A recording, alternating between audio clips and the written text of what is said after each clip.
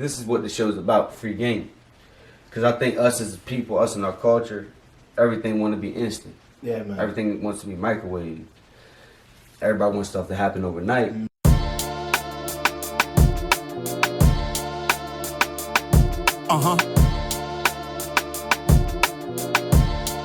Real quick.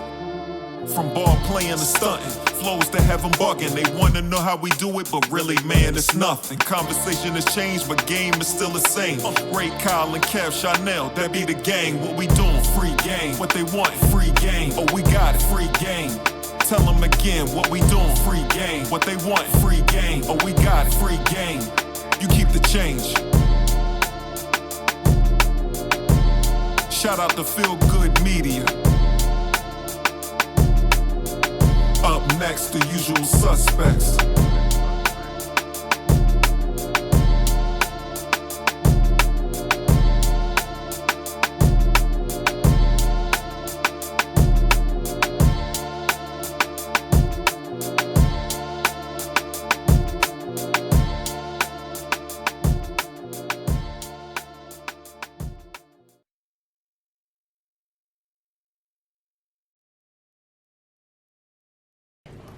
Yo, yo, yo. Welcome back, folks. Another episode of season 2 of Free Game. With your boys, the usual suspects. It's my brother Kev, y'all know him. Brother Kyle, y'all know him. And I'm Ray Bud, y'all know us, man. We familiar faces, been in the area. But cut all the small talk, man. We got a very, very exclusive interview today, man. We got the GOAT of connections, the GOAT of elevating talent, the GOAT of putting guys on the right stage. You know, a lot of guys kind of tipped their hat and owed their career to this man. And, you know, it wouldn't be right for us to push the story forward without this man right here. So without further ado, man, Cov. How you doing? Appreciate you, man. Appreciate you for giving us your time, man. Appreciate you. Yeah, for those that don't know, man, Cov, he's, I mean, through the interview, for y'all who don't know, y'all understand, but he's just a great guy. Been in the area doing his job, making the right connections, putting guys in the right spot, giving great advice, keeping it 100, you know. So, I mean, without Cov, the history of Delaware, Eastern Sussex, Eastern Shore, Maryland, Kent County, Newcastle, wherever you have it, without him, it wouldn't come together, man. So, Cov, once again, appreciate you for coming through, man. Giving us your time, giving us your game, man. We definitely need it because, as you know, probably talk to Kyle, we dibble and dabble in the area as AAU and training ourselves. So it's only right we get you on here, my guy. So I appreciate it, man. No problem. So for those who don't know, we're going to dive straight into it, man. Born and raised, because I don't even know born and raised. Born in the Washington, D.C. area, Alexandria, Virginia. Okay. Military, Fort Belvoir, actually, military. Parents got divorced when I was about 8, when we was living in Fort Leonard Wood, Missouri. So ended up in Oklahoma City. Got you. Got there at 8 o'clock. Got there at 8 years old. Was raised there. Okay. Elementary, middle, and high school. Graduated high school, came to Delaware to go to Delaware State. My father was born and raised in Milford. Okay. And pretty much all of my family is on the East Coast. My mother is still out in Oklahoma. Prayers to her. She's been sick, back and forth in the house. Prayers to mom. Definitely.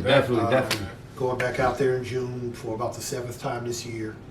But she's managing. So, like I said, raised out there. So you said Del State. What year was the Del State when you got there in 80? 80? Got there in 80. Walked on the track team. Got a scholarship, track and cross country. Two-time All-MEAC and two-time All-MEAC conference in cross country.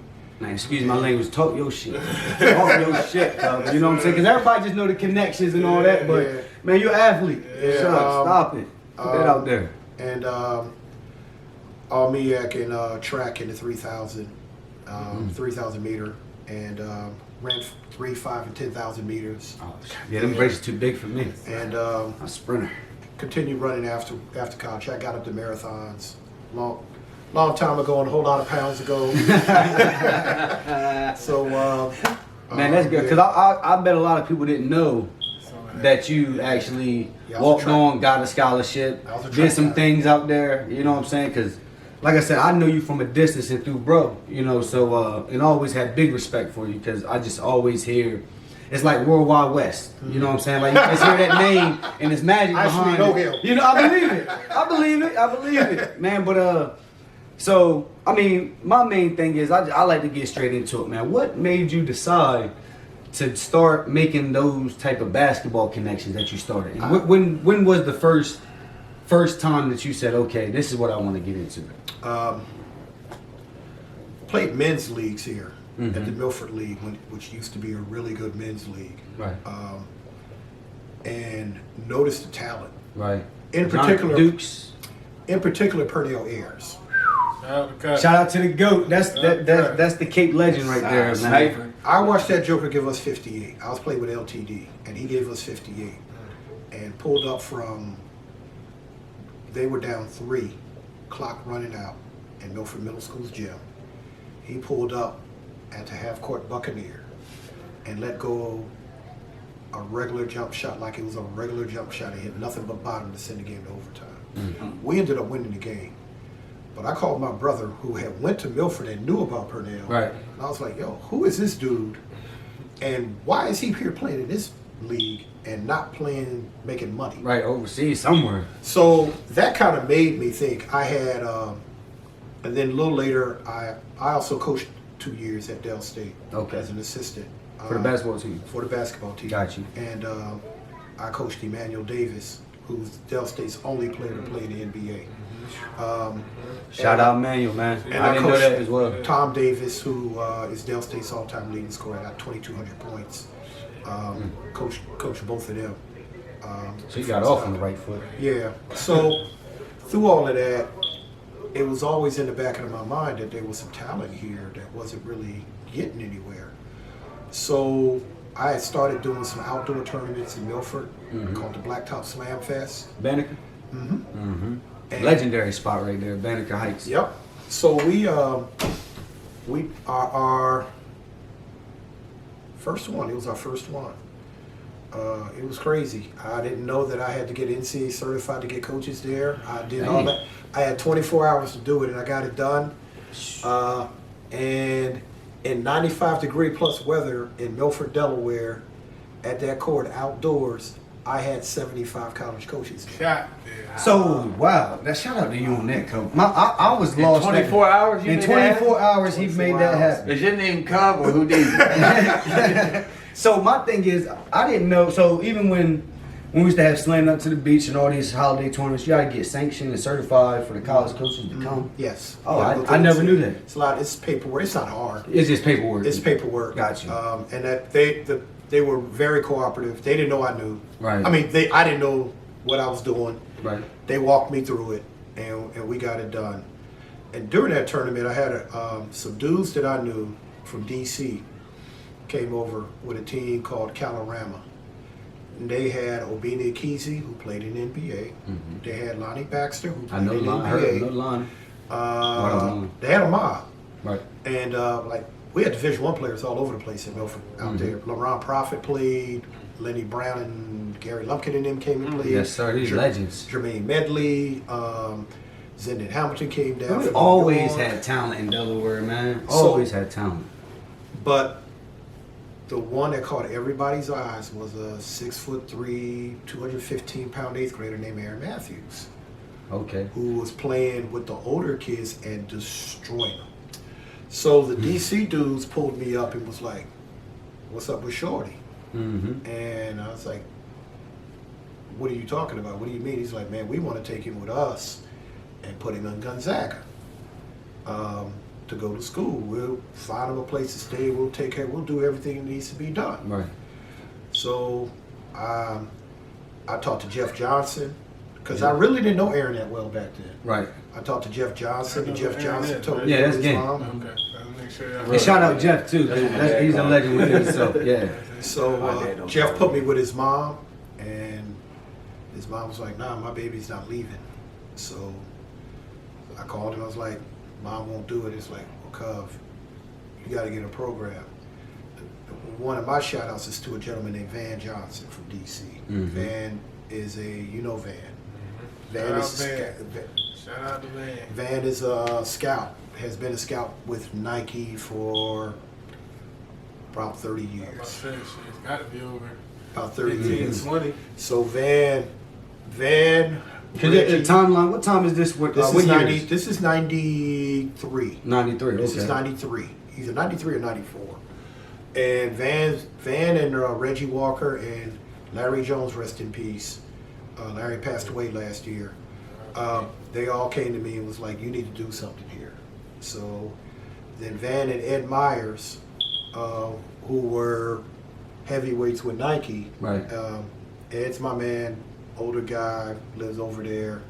We still talk all the time as much as we can. Walked me through what to do. So I talked to my cousin Frank, Frank Brown. Shout out to Frank. I ain't know y'all was cousins. Yeah, we're cousins. Shout out to Frank, yo. Shout out to Frank. I said, Frank, I want to start a travel team program. I want to start an AAU program. So we, with Van and him's help, we got started. And I don't know if any of y'all remember Tremaine Rich. They called him TT from North Carolina High in Denton. Nah. We was going to bring him in, and he started telling me about some dudes. And he said, "Cub, there's a dude in Federalsburg named Albert Morey. He's going to be a 10th grader. We call him the Eastern Shore Sharpshooter." That's where the sharpshooter name came from. Okay. So now we get to that. There we go. Now it's making sense. That's what's up. So anyway, we started working on it. Frank and I started working on it. Frank saw him play first, and then I had already started working on Aaron and Gank, as everybody knows him. Right. I started working on him. So went to a game, a Colonel Richardson game.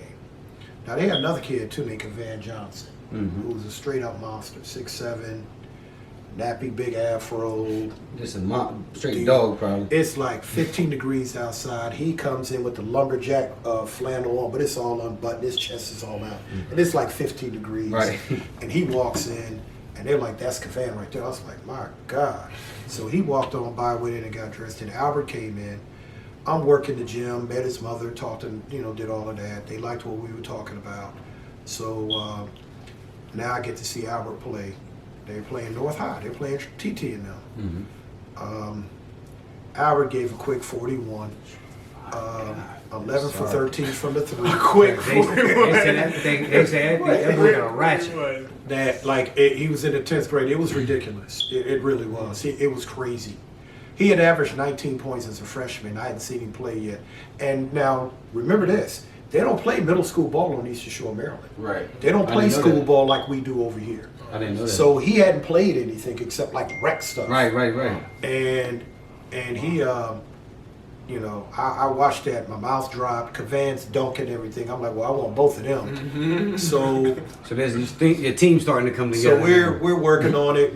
Albert decides he wants to play. Cavan was on board with playing. So then Frank tells me that Cambridge South Dorchester got some kids. And so I met their coach, Grayson Hurley. It's my man. Rest in peace, Grayson. It's Rest my in man. peace. Big dude. Grayson probably weighed over 500 pounds. Big jolly guy. Always had a smile on his face. Right. And the thing was, what I did do was I went to Bayside Conference meeting and did a presentation to all the coaches. Okay. So then Grayson got a hold of Frank, and then he brought Haney Camper, Tyron Anderson, Antoine Lake. Like, he brought a mob. And what I found out was that they were beating up on Albert and them. Like, I thought Albert and them had the best team. Right. And Albert, he in the Couldn't middle. get by Cambridge. So they came. So then now we got a little something. Right, you got something rolling right now. So then I get Taiwan Hannah from Dover. I get Brandon Priestley. Who else did I get? I got Aaron. Didn't have Andre yet. Neither one of the Andres. Neither one of them. Didn't have either one of them yet. Matthews is years younger than Dre's A couple of years younger than Jagak, yeah. My stepson Jakari, And honestly, a lot of the talent at that time was over there. Right. Was over on the Eastern Shore. And when they first started playing, there was some. Oh yeah, the pecking order got to sort itself Well, out. the pecking It order, gotta sort itself you had out. the pecking order, and then you had the Delaware, Maryland thing. Oh yeah. So I was that's like, look, this is what we're gonna do. Y'all play. All right, y'all play. Go set the clock up. Y'all play. No reps. Y'all play. Mm-hmm. So they played for about 30 minutes, and after that, I was like, oh, I don't want to hear that shit no more. We're done with that now. right. Sometimes you gotta let them duke it out, man. We're done with that. Let them duke it out. Okay, no more Delaware, Maryland shit. We the sharpshooters now. Right. So we were called the Eastern Shore Sharpshooters. So then we went out. Mike Smack played with us. Oh, Smack! Smack Shout out played to with us. OG Mike Smack. Yeah, Mike Smack played with us. That's your stopper right there. 'Cause he got a set of clamps on him. So we went to the Delaware shootout. Well, I want to say this. We played in the Delaware shootout. And we played our very first AAU game was against the Boston Buddies, who were really, really good. They were a Nike sponsor, Oh, yeah. which would be considered EYBL. We hadn't got And our the sponsorship circuit, yet. right. We hadn't got that yet, and they wore our asses out. Because we would just let the kids go. Right. We didn't know that Jokers was actually getting coached. Yes, indeed. We didn't know Yes, that. indeed. So we got smacked. Mm-hmm. Me and Frank looked at each other like, all right, we got to practice, we got to coach. Mhm. You know, we ain't just bringing these dudes out. And just throw them out there to the They had wolves. they had two kids that went to UMass. They had a kid that went to Boston College. Like, they had some dudes. Yeah, I was gonna ask if you knew anybody's name, but The Babel twins, Sean Harrington. Like, they had some dudes. yeah, So, you know, honestly, by June, we had gone to the Push to Rock tournament. And now we had started beating up on some people. we played in that.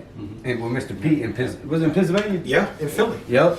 We played in that. We was young. Yes, indeed. 1 and 2 up there. And they sent us right back down. But see, we played a team called Push the Rock, so they must have been sponsored by that. They were sponsored by, yes, they were. Okay. So we actually got to the semifinals, and we played DC Assault, who had Joe Lofton, Mike Pegues, who ended up playing at UD, had a great career. He's assistant coach at Louisville now. They had Darren Kelly, who went to Texas. They had Edward Sheffy, who went to Georgetown. They had Attila Cosby, who went to Pitt. Fred Primus, who went to Pitt. So you see, this is high power. This how you start. Yeah. Welcome to the league. type Huge shit. dudes. Like, And it's all in the first season, it's right? all first season. Got real. Yeah. It got real. Yeah, we fed them to the wolves quick. Yeah. And But you had the right. It sounded like you had the right guys that could. well, yeah, like we played them. We played them in the semifinals, and we had them. Like, Edwin Sheffy hit a jumper at the buzzer to beat us, or we would have been playing Shaheen Holloway. I heard that name. Yeah, he's played at Seton Hall, and now he's a coach at St. Peter's. But we, you know, that was kind of our coming out party. Everybody was shocked that guys from our area were doing so well.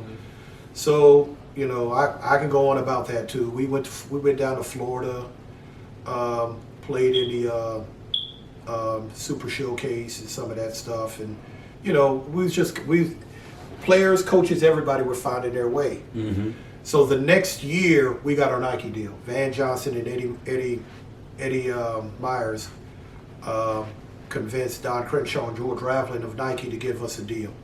So what was that process like right there? Was it? Process was we had Aaron Matthews and Albert Warren. That was the Oh process. yeah, okay. That was the process, honestly. So they set the tone for the whole EYBL. They're the reason they set the whole thing. They Man, did. hey, shout out to the greats, man. Y'all Definitely. paid Y'all help started me the way with today. it. Shout out to y'all. And see, this is man. why I don't even want to slow you up because you got so many jewels, but That's this why I is ain't why said nothing this yet. why that's so important because that whole thing right there could be 20 years from now. Who knows that? You know what I'm saying? So it's important that we put this type of stuff into the atmosphere because Albert Warren, legend, game legend, they shall always receive their flowers. I remember You know what being I'm a saying? young guy sitting at home watching game play for Villanova. Yeah, exactly. I mean, I know you're gonna get to that, but Yeah. I just wanted to say, you know, what I mean, I watched this man on TV dunking on guys like, man, that's some seafood. Right. That's 20 minutes from the crib. You know what I mean? Exactly. Anything is possible. So we got our sponsorship the next year. We went to a major event in Kansas City called the National High School Club Team Championship or something like that, and we actually won that. Now I got Albert and Aaron. I took Janava Weatherspoon with me. He was a freshman just to get him off the streets. I took him with me, and it was crazy. That probably changed his life because we were blowing the team out. And I told Jay, you might not play at all. Right. Come take the trip. We're going to Kansas City. Right. Come take the trip. Right. Come take the trip. Get away from here. You know, come take the trip. So we went, and we were blowing the team out, and so we put him in. And I remember the other team was on the free throw line, and I was like, Jay, go all over in that corner and hide. So he stood over there. Nobody knew he was down there. Now, Janava was 360 in the 8th grade. He was 360 dunking in the 8th grade. That was a special talent right there too. So they missed. We got to rebound. Nobody saw Janava. He threw it down. He went down, did 360. In 9th grade. And so we, after the game, coach came up to us and was like, there was already a buzz about Aaron and about Aaron and Albert. And coach got 2 questions. One, can Albert Bourne and Aaron Matthews take a trip here from Kansas City to Lawrence, Kansas to meet Coach Williams?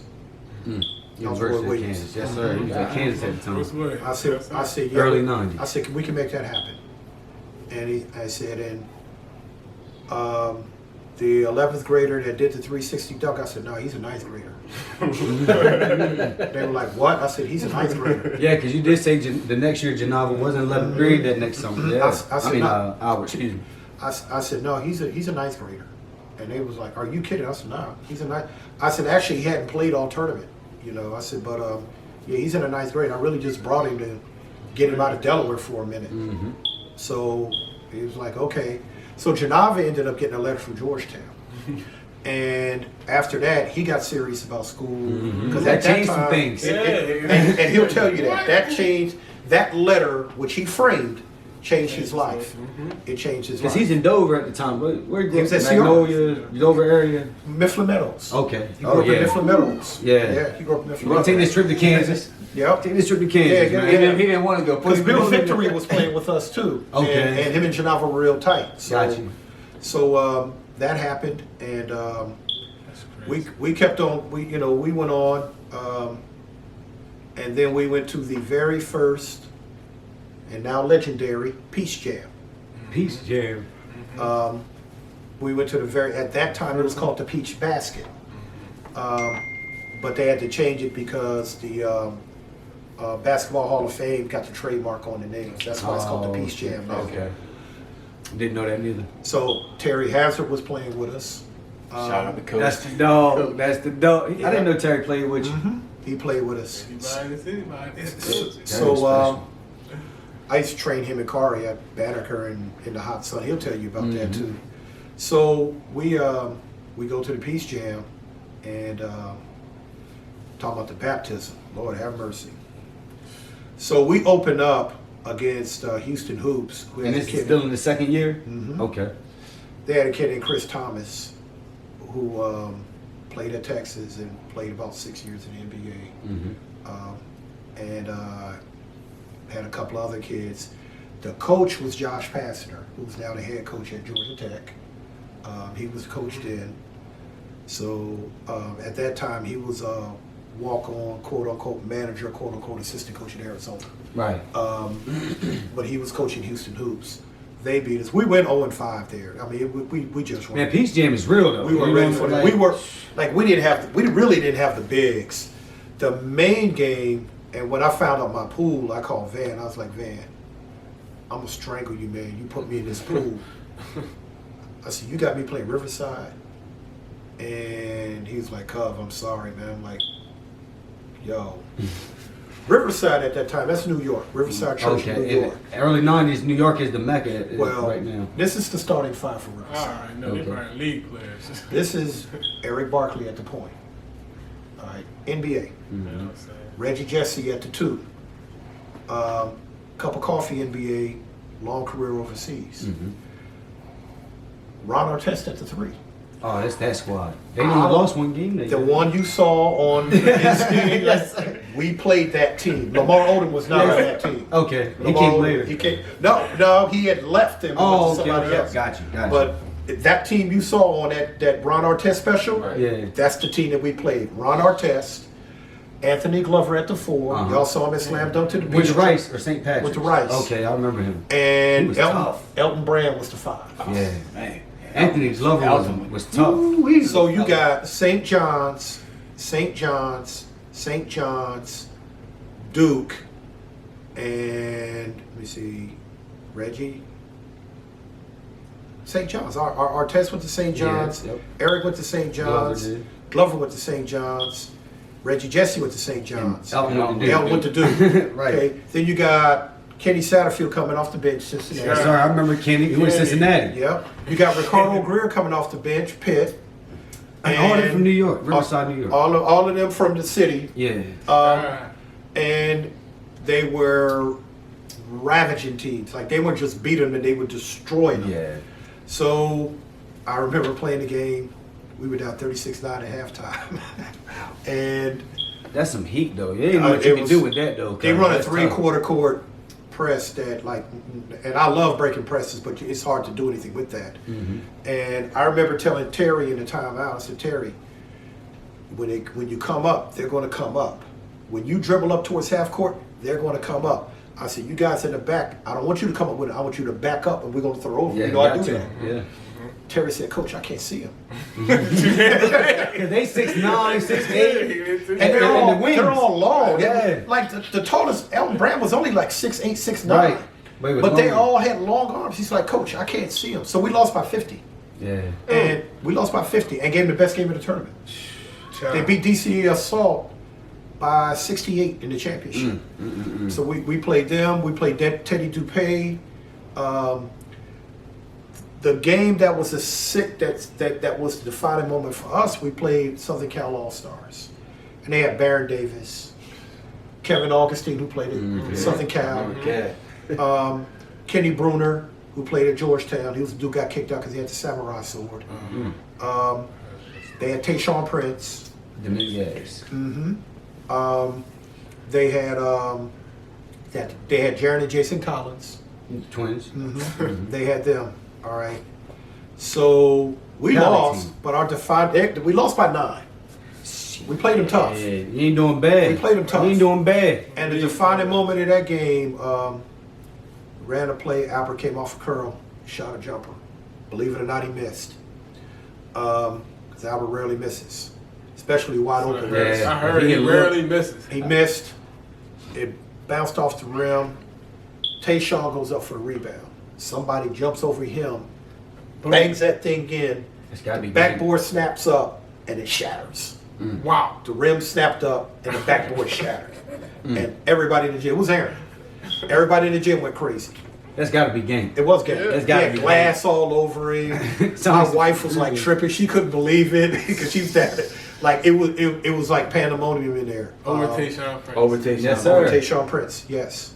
Tayshaun, if you ever come close, you should have got out the way.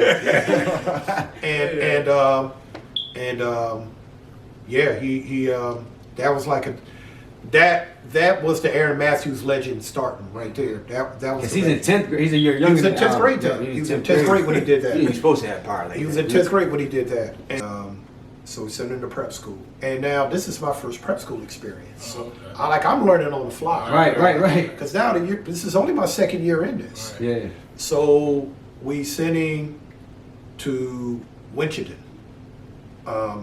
And that was going well. But then the coach got a college job. So he left. Yeah. So it got really crazy. So then yeah. we had to send him to Redemption Christian in Troy, New York. One of the worst mistakes I made in all of my almost 30 years of doing this, But even still, was putting that boy in Redemption with them idiots up there. Like, they were crazy. But like you say, you learn it too, though. Exactly. You know what I'm saying? You learn it. We got him out. Yeah. Now, they had a mob. Don't Right. get it twisted. Lamar was there. Right. Lamar Odom was there. Menga Charles, who ended up going to Seton Hall. Ugo Idwezi, who was an All-American at Wyoming. Like, they had a mob. but the place was a cesspool, and the kids weren't being taken care of. They came down here to play in the tournament, and the African kids, which was Ugo, Menga, and then they left. They stayed in Maryland. They never went back up. And then I got Aaron out of there, put him in Notre Dame Prep. Gary got Lamar out of there, and put him wherever he put him. And so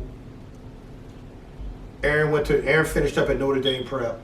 And I remember getting a phone call when he qualified, when he got his scores and he got his, like we were both almost crying. Right. And the Villanova coach called, and you know, like it was really, I was so. And that's the stuff I like to hear. Right. Aaron called me and said, "Cubs, we like did it." That's what he said. That's the shit I like to hear. Cubs, Shout out we to did you, it. gang, because for real, you did more than 99% of the kids dream of. You know what I'm saying? So that's the stories that I like to get out there, because everybody, you know how stuff goes, you know. So I'd like to put that stuff out there in the atmosphere. I remember watching him check into the game for Villanova. I know I already said this, but you see his arms. And y'all just seen Mortal Kombat? When Jax when he got his new arms, that's what Gang looked like. I was like, my God. And I don't want to get you too far off the second season, but I like to get good stuff about good people out there, regardless. You know, I like to get good stuff out there. But Yeah. so Peach Jam comes around and Peach what's Jam, we're happening? done. Peach We're Jam. done. We go to Super Showcase. We leave Augusta, go straight to Florida. Did pretty well there. Did okay there. Won a couple of games there. And then, you know, and that was it.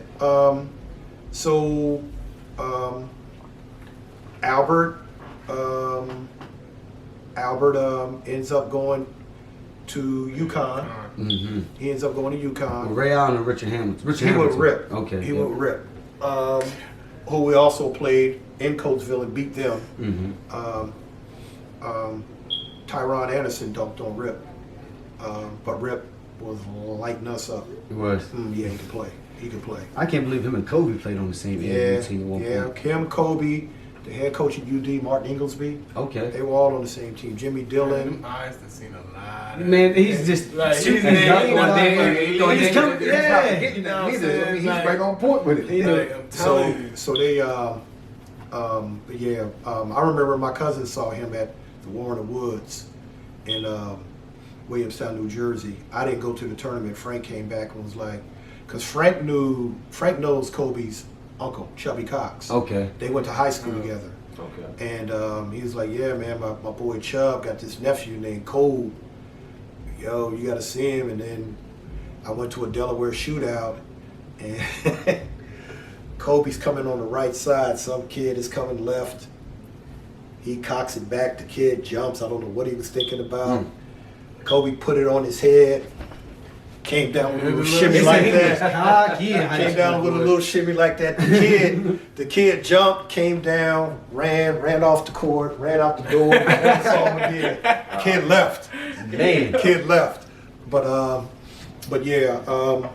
So you know, we're getting kids in school.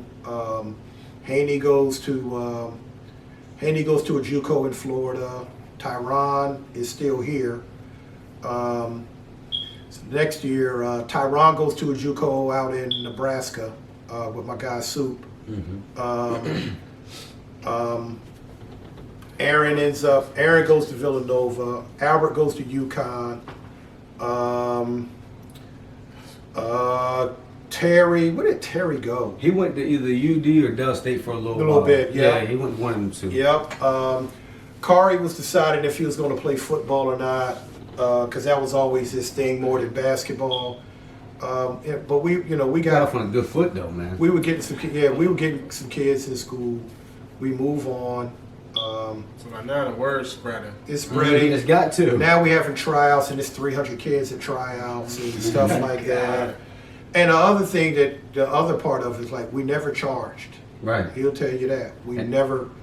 I said that whenever I started charging, I wasn't going to do it anymore. I know this isn't DC. And that's Those jobs don't exist here. No. These parents can't afford paying $1,000 and all of that stuff, and you know it's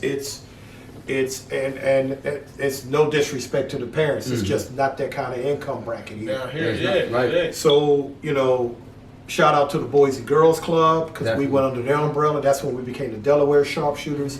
I started working for the Boys and Girls Club. They were very supportive of us. We got the Nike deal, which helped us out a lot. Bank of America started giving us some money. We did a couple of events, to raise some money. The Blacktop was a money maker for us. So we had a decent little budget where if we needed to go somewhere, we went. Wasn't nothing holding you back from making Nah, that move, not really. And we were getting kids in school. So I got Andre Matthews now. He's young. Because when Gank goes to Villanova, he's in 9th grade, around 10th grade maybe. Andre, because I had. Well, he won in '97, so I had Andy. Okay. I had Andy Collins. I Gotcha. had Andy Collins, and I got him late because his junior year they had played Albert in them. Chrisfield had played Albert in them. And rest in peace, Coach Rayfield from Chrisfield High too.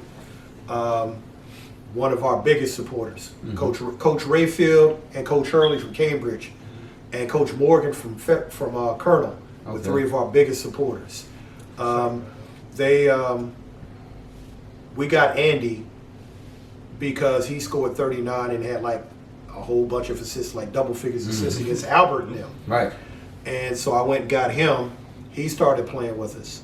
So we're playing. Andy ends up at Cecil. So we're playing. And I had a guy in Salisbury named Ray Morris who used to kind of keep me plugged in with the kids over there in the Salisbury area. And he was talking about the Kappa League over there. And he said, there's a little Collins boy. That little Collins boy's over there killing him. I was like, what little Collins boy? Andy? Right. He was like, nah, he get a little 8th grader or something, man. I was like, so I saw Coach Rayfield. I was like, Andy got a brother? And he said, yeah, Andre. He's pretty good. He's got a chance to be pretty good. I said, bring him to practice. I didn't know he was in 8th grade. Right. I just said, bring him to practice. So he came to practice, his little cocky ass. Comes to practice, swag, thinking he runs everything. Yeah, sir. He's 12, 13 years old. And he got 15, 16-year-olds in the gym. He's playing against Albert. Right. Okay. Talking shit He's to senior him. then. Yeah. Talking noise to him. And I remember him getting the ball. We were doing 3-on-2, 2-on-1. Gets the ball, runs his break. We have him do like a tandem, one behind the other on defense. Yep. So Andre goes right and sees what the back guy does. The back guy goes right, so he whips a pass to the left side for a layup. Like, he's 12. Yeah, so you Playing with seniors and juniors, that's going UConn. Right. Yeah. So I tell, I go to Rayfield, I was like, he's pretty daggone good. And he's like, yeah. I said, Coach, he's going to be better than his brother. He said, you really think so? I said, yeah, because he's already a point guard. I said, Andy is a 5'6", 5'7" scoring guard. I said, he's a point guard. I said, he's going to be better than his brother. He said, so I guess you want him. I said, yeah. He said, well, in a couple of years when he gets old enough. I said, no, I want him now. Right. Put him right in there. He said, where you going to put him? I said, I'm going to put him with the 15s. I said, he's playing up. I want him right now. And I'm going to start him. So he started playing with us. And shout out, Dre. Yeah, man. Shout out Dre, big homie. I ain't want to come off. That's them stories that people don't know. You know what I'm saying? The things that people don't know. John Gianforte, dude from was coaching at Central Middle in Dover, brought me a bunch of Caesar Rodney kids, including Genava and Alan Weatherspoon. Okay. Patrick Baynard, Bill Victory, Caesar Rodney. It was Caesar Rodney Junior High School back then. It was only one. Right, because now it's Pfeiffer and Postalway. Yeah, and I coached at Postalway. Okay. And they were really good. They were big. Ronald Bacon. They were like all of them guys came. Keenan Sullivan. So G brought them. Kid Tony Jackson, bowler. Him brought him. And Donnie Harmon, who's now an FBI agent, brought all of them dudes. So we started sifting through that. Got to see Genava jump. and that was enough. I didn't need to see any more. Like, and look, I'm telling you, I'm missing a lot. Like, I can tell you stories about Tyron Anderson, Dingaling. I heard that name. I can tell you stories about, like, I could sit here for hours and talk about each guy, and I know we don't have time for that. So, fellas, if I miss you, I'm not trying to. I only got a certain amount of time. He'll be back. He'll be back to tell the rest of them. Don't worry about it. So, we get Janava, we get some of them dudes, Andre. So then I hear about this 8th grader named Brian Polk that's really good. So I go meet with his mom and his father and Donald. His brother. Yeah, Donald and Donna and them. And when Donna actually helped me coach at AAU Nationals. So we grabbed him. Big Mook, Damon Thomas was at Delmar, 6'11". A lot of people don't even know about him. I never heard it. Ended up going to Maryland. Ended up going to Maryland Eastern Shore. Joe Custis from Cesar Rodney, 6'9". He played with us. Arvin Kotri, kid from Yugoslavia, that was at 6'8". At Cesar Rodney. This is one of the better teams I had. I'm about to say, something you getting the hype that you missed a couple years back. That's exactly what it was. Andre Matthews is now a grown-ass man. Yeah. Who he just won the state championship. So he's feeling it because we had Dre on the show, and he got to talk about how his confidence was growing over the years. And at this point, when he won the state championship, he said it was all about AAU after that. Once he got that chip, he said it was all about AAU. So I could see him locked in at practice right now. I actually had my brother was in Kansas, and he had a couple of kids out there he wanted to play with us. He had a kid in particular named Quentin Buchanan, who was 6'7". We called him Q, 6'7", athletic. Ended up going to Kansas State. Then I had Shelton Hawkins from Easton. The Easton teams was really good. This was after Marty Bailey from Easton, who's also him and Albert used to have shooting matches when they played each other. But Easton was really, really good. Probably should have been state champs. Between, Jermaine Murray, we call him Bunky, shoots the lights out. Shelton ran the show at 6'4". They said Maryland got shooters. Marty could shoot. They said Maryland got shooters. Marty could shoot it. Marty could shoot it all day long. And like all of the dudes played for me. So what we did, we had a Delaware team, because at that time AAU I could only use the Delaware kids. So we had what we call national. That's just AAU's rules. Because they put the barrier like kids can only play within certain limits. Or some shit like now that. it's a border. It's they got the border rule where you can bring guys from bordering states. Like I would have been able to do it back then if they had that rule back then. But at that time I could only use the Delaware kids. Got you. So we had our national team and then we had the Delaware team. So the national team pretty much played on the circuit. Now we're playing against Darius Miles and he was a problem in high school. He was ridiculous. He was a problem in high school. He was ridiculous in high school. They had I think he went number 3 in the draft out of high school. He went early to the Clippers. Tyson Chandler, Dominguez, who absolutely dominated us. I remember seeing him at Slam Dunk. He was a killer. They had a little point guard named Wesley Stokes who went to Missouri, and Andre Collins ate his ass up. He was on Tyson Chandler's team. Yup. Okay. Because Tyson was the #1 player in the nation. Yup. I remember that. We played the St. Louis Eagles. They had a white kid named David Lee that played in the NBA. He could really play. Went to the Knicks. He got superstar money. Could really play. Yep, he was a superstar. Yes, he was. Like it was. We Florida. Yeah, he went to Florida. Went to Florida. Do you remember Usman Sissi? We played against him. Jumping fool boy. We played against him. We beat them. He played with a team in Alabama. I about to say he's from down south somewhere. He played with a team down there. We played him in Atlanta Celtics tournament and beat them. Okay. We played the Alabama Ice that had Gerald Wallace. Crash. Yep. And like see, that's we were not beating some of them guys. We started beating some of them guys. There were some names out there at that point in time. We started beating, and we were now Karan Butler. Yep. We didn't get to play him. We actually watched him play. He watched us play. We played team. Howard Pulley Panthers out of Minnesota. They're still a Nike team. Okay. And we beat them by like 25. Chinava went crazy on them, like dumped on their whole team and carrying on. And I remember Karan asked my cousin, asked Frank, where y'all from? And Frank said, Delaware. He said, where's that? Right. But that's a good feeling when they start asking you where y'all from. Yeah. They asking for. He said, what state is that in? That's what he said. He said, what state is that in? First, by Maryland. Yeah. Cut out of Maryland. Yeah. Man. So we had really started Picking up that We traction. started picking it up. Yeah. And like those guys really put us out there. And then Appreciate y'all. a couple of years later, and then Genava went to Oklahoma State. Andre went to Dell State. Quentin went to Kansas State. Brian went to Temple. Arvin went to Kutztown. Damon Mook, Big Mook went to Maryland Eastern Shore.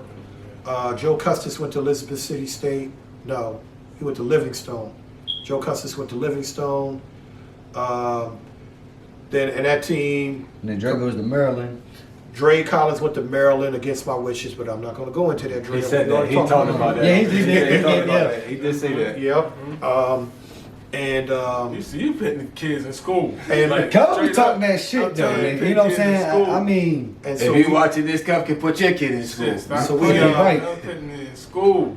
we and then on the Delaware side, we go in the same year. We go to Super Showcase. We do well. We get knocked out by Darius Miles' team. So now I got to send the Maryland kids home. The rest of the Delaware kids come in, which is mainly upstate kids. Brock Donovan from William Penn, Jamil Moore from A.I. DuPont. They won state that year. Well, see, Josh Hill, big white kid from Sanford. Him. none of these things.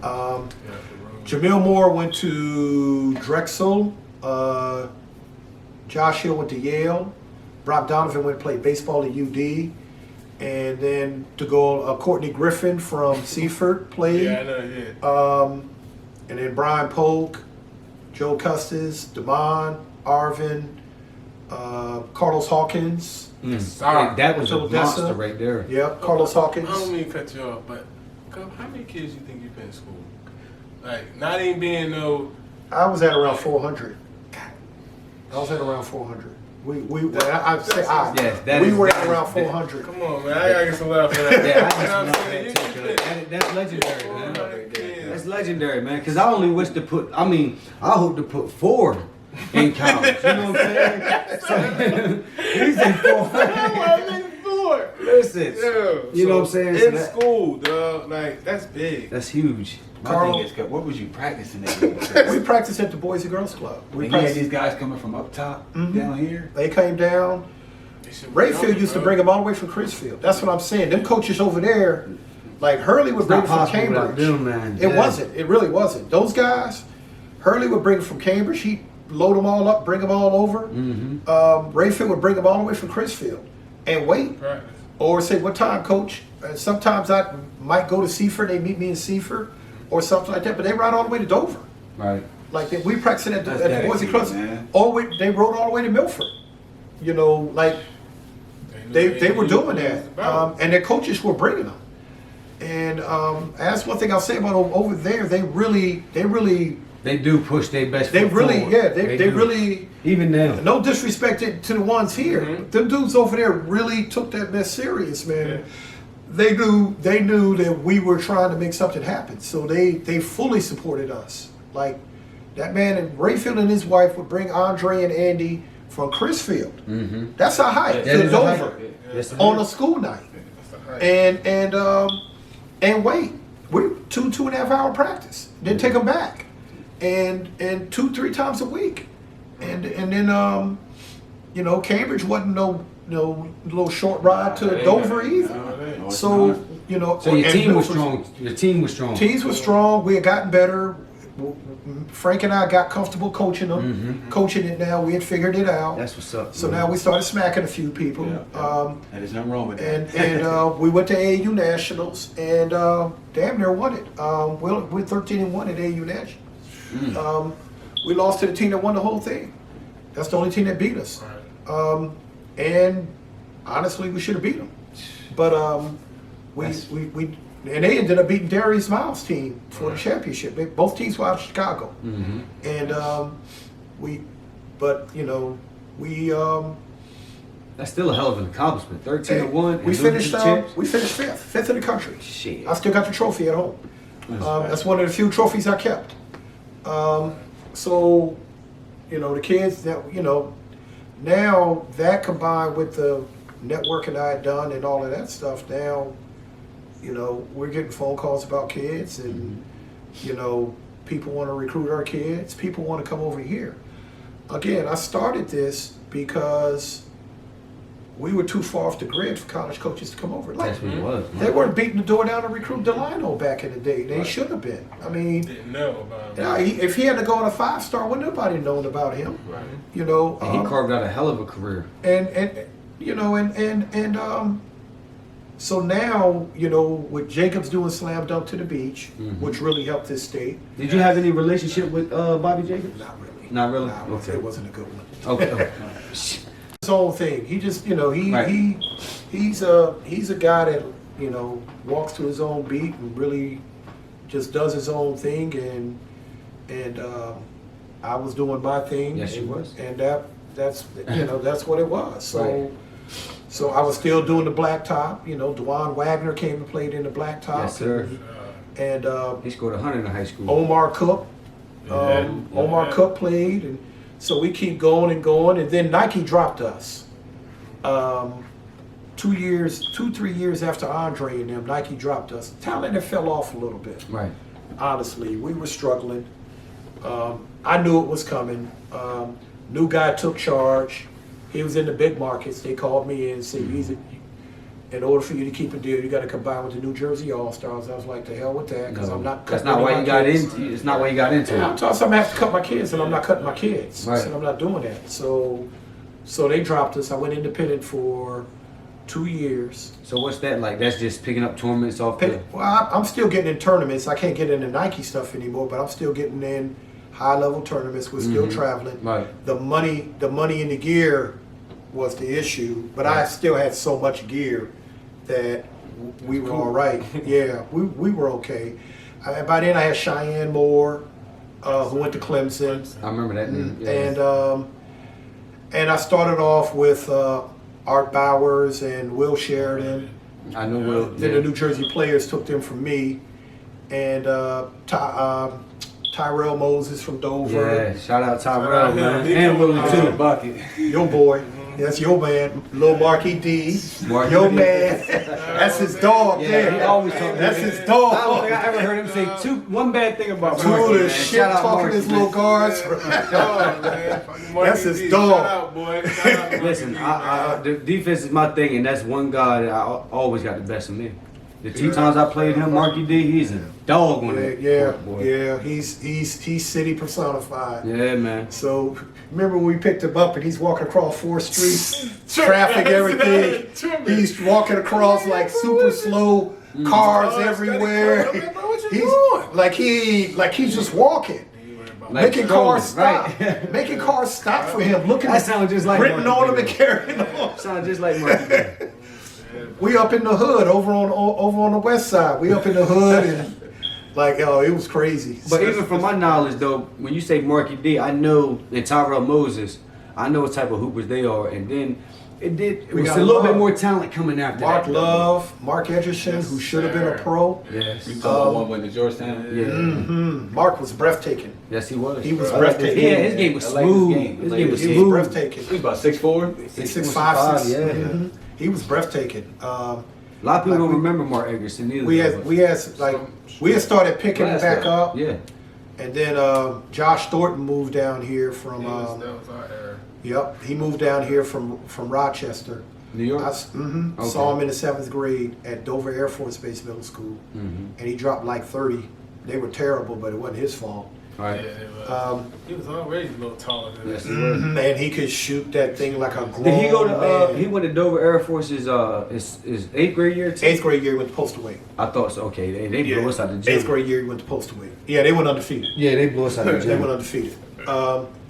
So he moved down here, and our boy came here from London. Eric. Yep, Eric Boateng. Delaware's first McDonald's All-American. He was the first? He I didn't was know the he was the first. Shout out Eric, man. Definitely. I didn't know that. St. Andrews, yeah. He was in the game. I remember watching that. That's their team. Yeah. That's their team. 05, That's yeah. what we got. So, one tournament I had never gotten into was Bob Gibbons. Had never gotten into that tournament, North Carolina. We played Ding I'm Dong. about to say, yeah. Had never gotten into that tournament. That might have been the only national level tournament I had never gotten in. And what happened was Eric and Josh, I actually called George Raveling with Nike. They were doing a hoop jamboree and for 9th and 10th graders out of St. Louis. I had sent Alan Weatherspoon out there a few years back, and he did really well because they had just started it. Right. So I called about That Genaro brothers? Mm-hmm. Okay. Yep. So I called about Eric and Josh, and this is before we even really put the team together. And I said, Rav, if these two don't go out there and make some noise, I swear to God, I will never recommend a kid again. I said, I don't ever send any junk. Right. So you know that. If they're not good enough, I'm not sending them.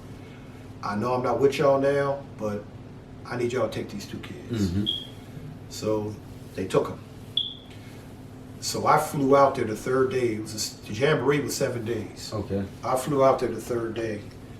And I'm telling you, when I got on the campus of St. Louis U and walked into the gym, Rav and Don Crenshaw rushed me like I was some damn rock star. Because especially Josh. Out there shooting the lights out. Josh had lit up Monte Ellis. Oh, yeah. Had lit him up. And I mean lit him up. I remember Josh telling me the story. He was like, Lit him up. yo, that week, I was on. Because Monte goes to the league out of high school, so he's already getting it. Look, Josh had lit him off, up. And Eric, now Eric's going up against Tyler Hansborough, Greg Oden, dudes like that. That was that wave of big men. Yep. And Eric, big boy from Alabama.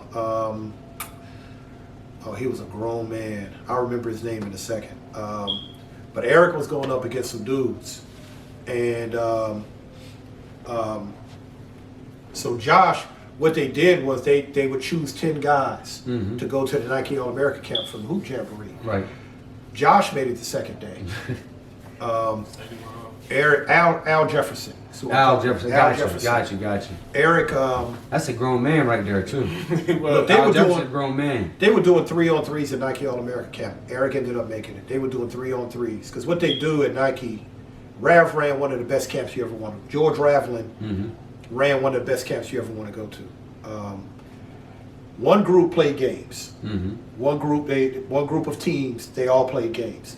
Another group was in another gym doing 3-on-3s, and another group would be in the stands watching the games. So when the guys got done with games, they go in the stands and watch. The guys in the stands would play 3-on-3, and the 3-on-3 came in to play game. It ran like clockwork. Right. Like Rav ran Sonny, and I'll talk about him in a second. Vaquero, ABCD camp was like a party. I'll tell you about that. That was more like DJs and Rav's thing. Nike's thing was like business. It was easier to scout. He had a 5-pass rule. Like guards ain't gunning because you got to pass the ball 5 times, and the big man has to touch it. Jim Arena said that same thing. That same exact thing was a 5-pass. 5-pass rule. The big man had to touch the ball, and if you did it more than 3 times, guaranteed Raf's gonna come on the court and cuss everybody out. So, in the 3-on-3s, they have one team just rotate and play everybody else, and then the next team rotates and plays everybody. Al Jefferson's team was rotating, and Al was wearing everything out in his path, like destroying them. Because he went to school he went out of high school too. Yes, I was sitting there with my mouth open, like he didn't he destroyed Eric. It wasn't even fair. Now Eric was 10th grader, right? But Al and Josh both 10th graders. They were both 10th graders. So after all of that, met with Nike. They still didn't want to give me a deal. Even with Eric and Josh. They wanted me to combine with Frank Berg, and I was like, look, I got a team now. I'm not doing that. That means I got to cut kids. I'm not doing it. He was like, all right. I said, look, I'll make it work. I always do. So then I was at Hoop Group camp, and a guy, Rob Kennedy, who runs Hoop Group, came up to me. He's like, Duane, you got to deal with Nike. I was like, no. He's interested in Reebok? So I'm interested in anybody that wants to sponsor Under Armour, Puma, Converse. So now, that's Sonny Vaccaro. That's the godfather. That's the godfather of grassroots basketball. Right. Anybody that don't know Sonny Vaccaro, Google him. You'll find out about him real quick. Kiss his ring. He's the man. Period. Okay. Period. He got brother? Okay. But he went to slam dunk to the beach, and guy comes up to me and says, yo, Chris Rivers with Reebok wants to meet with you. It's about 02, 03. Somewhere in there, yeah. It was about Yeah, that. us and Josh same Y'all grade. were sophomores or juniors? Y'all were sophomores when we got the deal, right? Didn't you wear Reebok for 2 years? I worked for 2. So the summer going into 11th grade You know, then. it's crazy. I still got some. 03, so it's about 02, 03. I still got some in my garage. Yeah, it was about 03, 04 range. So we, I met with them, somewhere in there. 2 or 3. Yeah. 02, 03 was sophomore year. So we went in there, met with them, and the only thing I said, look, man, I've been Nike forever. My kids, that's all they know. And but because Reebok back then had trash gear. But then he's like, Chris was like, we're doing things a little different now, and I think you're gonna like it. He said, I'm gonna send you something. You check it out. Man, you send me that. I'm getting S dots. Oh yeah, Yes, yes like, sir. Iversons. And Yes. Iversons weren't even the best shoe. Nah, they had Sean Kemp's, they had everything. I'm like, then they had the Hardwood Classic. Remember that Minneapolis Lakers sweatsuit that Eric had, that powder blue and white? Like blue joint. Oh yeah, I know what y'all talking about. Back then. Reebok. Yeah.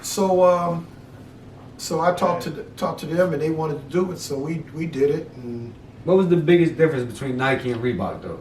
Like playing wise, coaching wise, traveling wise. Like was it that? Reebok was more. Nike is real Yeah. possessive. Like they didn't really want us to play any Other other. teams. Like they didn't want us to play Adidas teams, and I'm for the smoke. I want it all. Right. I'm for it. That was one of the things that aggravated me, and I bucked them on it too. Right. Like they didn't want me to go down to the Atlanta Celtics tournament. That was an Adidas tournament. I'm like, the hell with that, man. I want the smoke. Right. My kids need different kind of bump. Yes, they do. I'm tired of seeing David Lee and Tyson Chandler and them dudes all the time. I need to go see. Guard heads. I need to go see Gerald Wallace and some of them dudes. Right. We need to go dance with them. Right. So it was Nike was just really possessive. They were honestly scared to lose to some of them teams. That's what they Right. Yeah. They felt it made the brand look bad. Right. So that was when Sonny was with Adidas. When Sonny went to Reebok,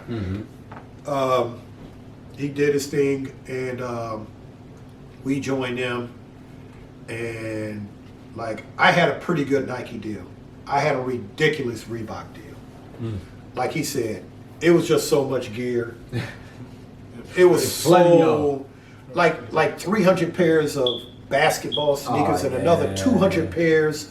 Walk around. Y'all had walk around sneaks, practice shoes, game shoes. and like I remember you had the Nike, the Reeboks when you came to Cape too. I remember them. Everything, we bro. sweatsuits. We had warm up sweatsuits. We had walk around sweatsuits. Oh yeah. Then we It was had lit. man, it was crazy. We had headbands, socks, and like it was crazy. Everything. My wife was going crazy because the garage was so full of stuff, and so we gave it out, and Josh and Eric were the main reason why it happened, and I told everybody I had to come out in the middle. I was like, look, I'm not telling y'all to bow down, but just understand this is the reason why we that's get why this we stuff. here. This is so we did pretty well. I mean, we did well, and we picked up Edwin Lashley. Yeah. We picked him up. Y'all had Rowe on one of them teams too. Had Rowe, got him late. Yeah, that's what he should have got said. him earlier. Yeah, he said he got Should have him came earlier, and I tried to get He him. was on here too. Yeah. Tried to get him. He said that. He said that. He damn sure said that. Yep. Honestly, if I'd have had Rowe, like I had Clemson on him already. He said that too. Yep. Y'all know who Shaka Smart is. Yeah. Okay. I'm gonna tell you a quick Shaka Smart story. Shaka Smart was an assistant coach at Clemson. This Wild Cheyenne or This is past Cheyenne. This is y'all. okay. Paris Horn and them. Okay. Okay. But Paris is 2 years younger than us. Mm-hmm. So he was in about 8th grade. Because You always Paris- get him coming out the 8th Paris, grade. yeah, Paris, yeah, that's when I got. Yeah. When Middletown was rolling, I had all them kids. Yep. So, Shaka called me about Rowe, Mm-hmm. and then he 2 years later, 3 years later, he called me about Paris. Mm-hmm. And I was like, Paris is going to have to go to prep school. And Shaka was like, let me make some phone calls. So he called me back. He said I could get him in Bridgeton Academy up in Massachusetts. So Paris and I visited Delaware State. Mm-hmm. And I told the coach, I said, Greg, you better get him now, because if he goes to prep school, you'll never get him. Mm-hmm. You'll never get him. And they didn't get him. Paris went to St. Joe's, right? St. John's. St. John's, excuse me. St. John's. And I knew, you could see he was one of them dudes that reclassing. Mm-hmm. He was one of them dudes. And it was going to help. And I had told, I said, Paris, you go to prep school, you're a high major guy. Mm-hmm. You're just this far away from it right now. And they added an extra year onto you. Yep. Just to mature, he was already athletic as all get up. Go and get Coach Well. He was Coach Well at Middletown High. Mm-hmm. Just, you just knew it was The coming. extra year You does just knew it was everything. coming. And it's not for everybody, but there are guys you can just see they're 1 year away. He was 1 year away. Yeah. And you could see it. You could see it. Josh was a reclass. I don't know if you knew. Yeah, I knew. I did know that. Josh I did know repeated. that. Josh repeated 8th grade in middle school. Yep, I do remember that. And I told his mom and dad, and they listened. And It's coming from another state, the curriculum's different. So you figure yep. that's like how that shit goes. So we Paris did that. Shaka Smart, who's now the head coach at Marquette, was at Texas and VCU, right? He's the one that did all of that. But Paris ended up at St. John's, and this crew came along really well. Michael Eric came after you or before you? Michael Eric was after you. I think he was after me. He was after you. Michael Eric came along after these guys, who did well, went to Vegas and did well. We probably underachieved though. But did well, and it was a good experience going out there. We spent out there about a week, 10 days, something like that. That's what I really took off, like the experiences. And like, people don't understand that, even like how Dre was just sitting here talking about, man, just the road trips, just, you know what I'm saying? Being Us with the going guys, back. yeah, on the And you gotta road. figure, them guys still tight 20, 25 years later, you know what I'm saying? Y'all still tight, even in, like, when we mention the name Marky D, you know what I mean? That's my man, like, you know, that's just from the times that we spent with each other. And even Eric, the reason why I got to meet James Harden. Quick back story. then. Quick Like, story. You know what I'm saying? We're at Bob Gibbons. The one that you said it was hard for you to get in. I'm gonna tell two. First of all, how good was Bobby Frazier? Oh, man. What? See, y'all know White Bobby? boy, white kid. White boy went to Carolina. What? Yo, listen. I'm going to tell this story. At the end of the night, you wanted to know where he was going, everything about him. Like, what's the one boy that he had Texas Tech right now? Matt Matt McClung. Wasn't fucking with him. I don't remember. Listen, Bobby- he was Bobby he was Frazier. like another him before him. Yo, boy, how many did he drop that day? I don't even know. We beat him, but Like- wasn't his fault. Nah, yeah, like That motherfucker came in one time bro, and he went up with was- his right, switched that shit to his left, shot like a 15-footer. I was like, He oh was, my That was God. it, bro. Like it. And when I seen him playing for Carolina, I said, yeah, he deserved that. He's that good. Yeah. Like really that good. So you so we go. Did you get Shamik in that class? And what about, you didn't get Dante, did you? You had Dante? DiVincenzo? Yeah. No, he went to final. Okay. By that time, the sharpshooters was winding down. Reebok got bought out by Adidas, so they stopped the grassroots. Yep. So we were having a hard time getting money. So, and now I'm starting to go into my pocket heavy. My wife's looking at me cross-eyed. Right. So I had to back up. I went under the Takeover brand for a hot second. That didn't work. So then I stopped for a year. And Terrell Myers came to me and asked me to join We Are One. Okay. And I said I would check it out. Terrell Myers, and like I'm the guy. If you're not a good dude, I'm not fooling with you. And that's what we stand on. I'm not fooling with you. Straight like that. I'm going to be quiet. I'm going to be very quiet. My first year with We Are One, I probably said 5 words the whole year I was with him. And honestly, it was a little contentious at first because I was like the guy that was running things here, and they were the guys that were trying to get it. Right. So it was a little contentious. But all I wanted to see was who I was dealing with and what I was dealing with. And what I will say is that we had our differences, especially Ron Martin and I. But they're good dudes. Right. And that's why I'm still with them. So at the bottom line, you can work through all the rest of it. As long as we're good dudes and they're good dudes. That's all I needed to see was that they're good dudes and they care about the kids. Right. This is a tough business. It's very tough. This is a tough Because business. everybody heart not in the right spot, though. Like you said. It's a tough business, man. And I tell guys that aspire to be college coaches, this is a grimy business. It is. And like Terrell and I have talked about it, Ron and I have talked about it. We Are One is a powerhouse. Honestly, it's probably a little above us. It really is, because he got into Philly and got them kids. He got into Jersey and got them kids. Derek Jones is a We Are One kid. Derek Jones played for the Heat. He played for the Heat. Playing with Trailblazers now. Okay, I got He's you. a We Are One kid. That boy got Now you say you can order the states. Yeah. Tri-State. Yep. So he's a We Are One kid. Actually, they turned down Dante. That was a mistake. They turned down Dante. So who did Dante end up playing with? Team final. Team final. Now we beat the brakes off him. I was about to say, yeah, but We we beat should have him. had Dante on there. Should have had to, yeah. Okay. Because they had Busy Bone as well, right? We had Bones, Okay. Eric Ayala, Trey Duval. Trey Duval. Got his Doing the little, Duke, didn't he? got his little brother now. Got Jai Duval now. It's actually elevated some. We're Under Armour sponsored. Okay. I normally have one Under Armour gear, but it's Malcolm X's birthday, so Shout out to Malcolm X, man. That's But you do got your Under Armour kicks on. I do They have can't my Under wear Armour the shit. shoes on, You got yeah. your Under Armour kicks. But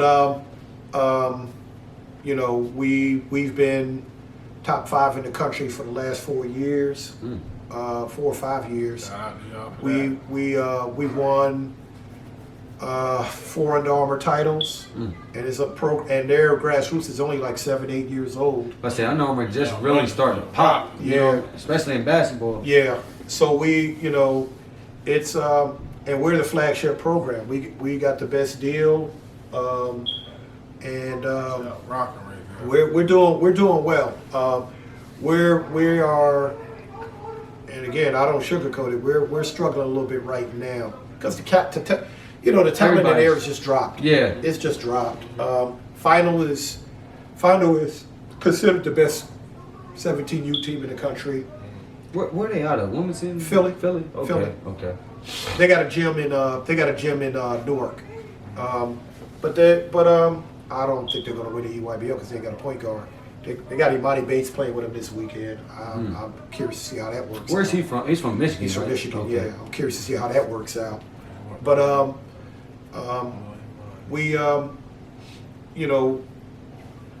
so the sharpshooters kind of started falling after Michael Eric, Keon, Shout out Keon.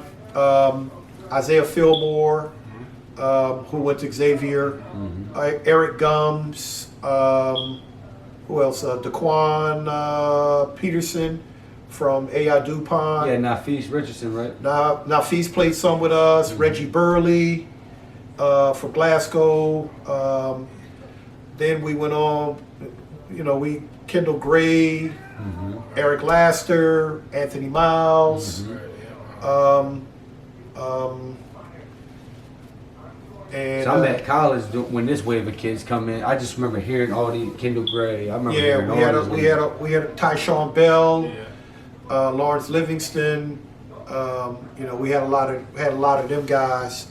We were still between Reebok and then independent, and then after that, like I said, I stopped. I went to We Are One. We're where we are right now. We got a good group. I'm trying to get more kids, and this is what I'm gonna say to everybody down here. You got to be good enough to play with us. Period. Plain and simple. Period. Period. Plain and simple. You're not gonna play because you my guy. You're not gonna play with us because you're my wife's cousin. You got to be good enough. You got to be good enough. You got to be, and that's the thing, and that's what, and the whole AAU, because you play AAU ball does not guarantee you a scholarship. No, it does not. You still have to put in that work. You got to put in the work, and you got to be good enough. Yes. The whole thing, if you want to, why do you play for the NBA? You got to play on the EYBL to play in the NBA? No, that's a myth. Do you have to play on the shoe circuit to play in the NBA? No, that's a myth. You know what you do to play in the NBA? You got to be good enough. Yeah. You want to play high major ball? You got to be good enough. And I do want to say this, since I'm on my little rant right now. Yeah, let it out. It's your stage. It's your stage. Kids and parents are going to have to be real with themselves and real about their kids and understand that this is a business. This is a big money business. John Calipari's making $7 million a year coaching at Kentucky. But if he has another year like last year, he won't be making that anymore. No, he will not. He's going to get fired. Because it's a business. Your kids are feeding people. So two things. You take advantage of that scholarship that you're getting. And the NCAA's loosening up some rules that they can, and all of that stuff. Yeah. But the other thing is, like, there aren't very many Division I kids, and they're in Delaware, and there's even less down here. And people need to come to grips with that. And why is that? Because people think that because you're getting it done down here, that you're good enough. It's a whole nother world out there, man. And if I piss somebody off, I'm sorry. But I get the calls all the time. Yeah, right. I get the calls all the time. And there are kids that are really good players here. Jair Davis just transferred to Delaware from Providence. There's a mentality that goes along with this. Yes, it is. There are guys here that might have Division I talent, high D1 talent, but a high D1 mentality is a whole different animal. Because you might be a dog here, but you might be a German Shepherd here. They pit bulls. They Rottweilers. Make you like a poodle. Yeah, and can you handle with that? skill? And we've had a lot of kids here that go to them places that can't. And I will say that,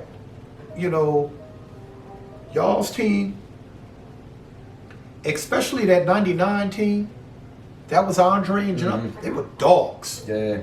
They were dogs. They were killers. That's why you went on the circuit, Nike circuit, Reebok circuit, and had the success that we you wanted had. it all. I mean, the only way you're going to find out is to go see it and go play against it. And like we took a couple of kids from Elkton, Maryland to a tournament, and one of them just quit. He's like, I can't do this. That pressure get high. Like he saw Darius Miles, he's like, I can't do that. He didn't want it anymore. I understood. It's not for everybody. It's not for everybody. Playing that, if you got a team and they cool, be careful.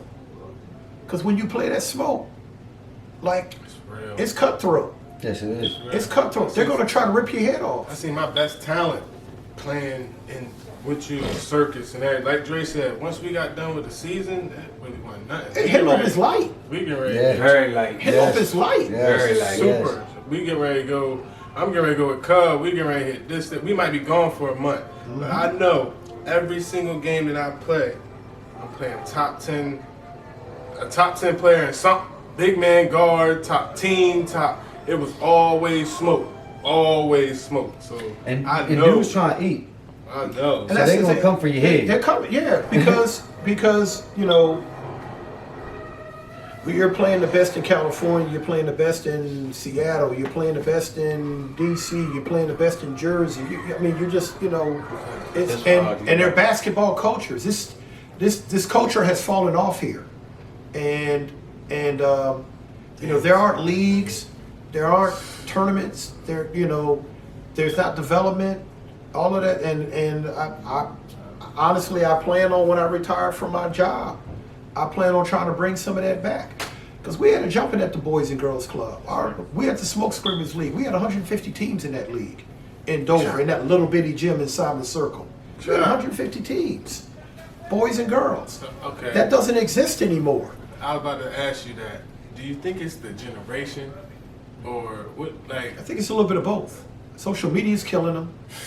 Social media and video games is killing them. Did that help? And that's nationwide. I'm about to say that helped or hurt. Like, even I know back then, like you said, we didn't have it, but I think maybe if we did have it, it could help. But then I see it now with kids, it hurts. We would still have to go outside the way I was raised. I mean, yeah, but And kids don't go out like kids don't go out and play at the park. Like they don't play against the men.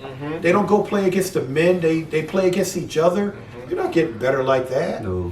You know, I in Oklahoma, I got cut from the Oklahoma Rams. They were the best program in the state. I got cut from them, and I should have, and I understood that.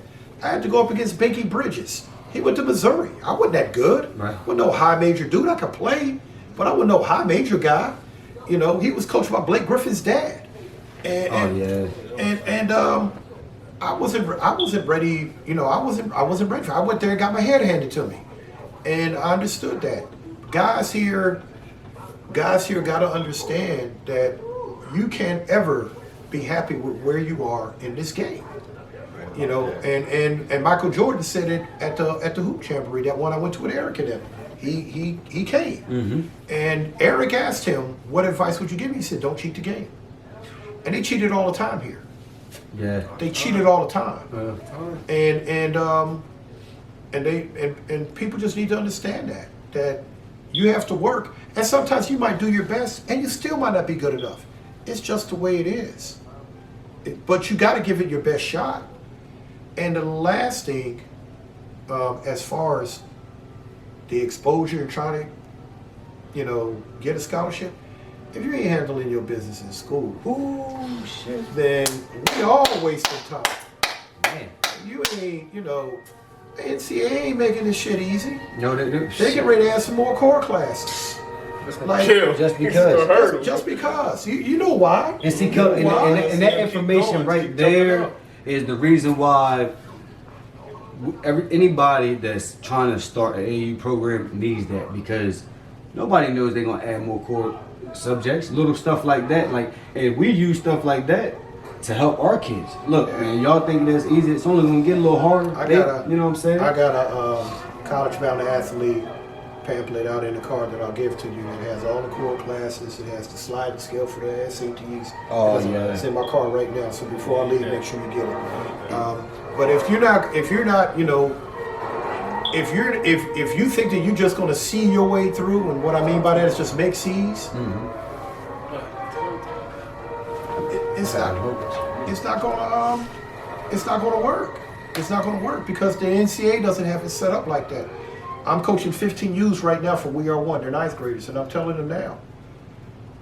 You know, C's don't work. You got to make A's and B's. And then I ask them, "Are you average?" And all of them say no. I say, well, if you're making a C, you're average. Yes, you are. So, you know. And then you got to score higher in the SAT. Yeah. I said, so if you are not average, then you got to give an above average effort to be successful. And, you know, that's it. You know, so that's the most important thing. Now, if you that dude, you know, if you that dude, whoop, they'll figure it out. Right. They'll figure it out. But who's really that dude? You know, how many guys from here have actually been that dude? I named Aaron Matthews and Albert. They weren't that dude. And they're legends in our state. So and they imagine. weren't that dude. You know, not that dude. Because Albert, for those who don't know, he went to UConn and he played behind Richard Hamilton. And any conscious basketball fan, you know Richard Hamilton's resume from college. Don't miss that 15-footer off that screen. You know that. Yep. Albert had 1,500 points in UConn. He scored 1,500 points there. He had a really and he had one of the leading 3-point percentages too. And Definitely got to give his flowers. He had a really good career there. Like I said, We Are One has 3 guys right now that are either testing the NBA waters or they're all in. Bones is all in. All in. Bones is all in. He's a kid that is the epitome of what this is about. He's been through a lot. Yes. I've heard. And never folded. Nope. He's a tough kid. He's a tough kid. He's always been a tough kid. Shout out to him. Definitely, Bones. Good luck on your draft too, bro. We all rooting for you back home too, man. He you know, the fire, you know, the injury, you know, jumping out the window, you know, losing his people, All you that know, the stuff. whole thing, and He could have folded and packed it up. he could have, and he persevered. Like he traveled, he couldn't even play, but he traveled with us everywhere we went. Show you this picture. Everywhere he went. Yep. He's just a tough kid. I don't know if y'all want to show on that camera, you can too. That's him sitting down there. That was an interview that Under Armour did with him when we were at the Under Armour Championships, which we won. And that was him with the team that he was supposed to play on but couldn't because he tore his patella tendon jumping out that window. Jumping out that window, yep. Yeah, I want to see it too. Oh, my fault. That's my fault. And that's Quadras Wahab at Georgetown. I'd have to look at it, but He's about 6'8" back there. Quadras is 6'10". Eric Dixon's at Villanova. Sharif was at St. Joe's. Isaiah Wong's at Miami, and he is testing waters. Isaiah, Eric Ayala, and Bones are all, Bones ain't tested. Bones is all in. He's all in. He's all in. Eric is testing, and Isaiah is testing. Honestly, I think when it's said and done, a strong chance they'll both be back in school. But I think they both have a very legitimate shot at playing in the NBA. So it's all about, man. It's and I know y'all asked me about Ajiri, the African kid. Yeah. We definitely got to get that on here before we wrap it up, because that's very, very, very special though. Ajiri Johnson, I've dealt with 2 Africans. I'll talk about Michael Eric a little bit first. Michael Eric's brother actually went to Delaware State. Right. And when I was at Delaware State, I was tight with like 4 African dudes, Nigerians.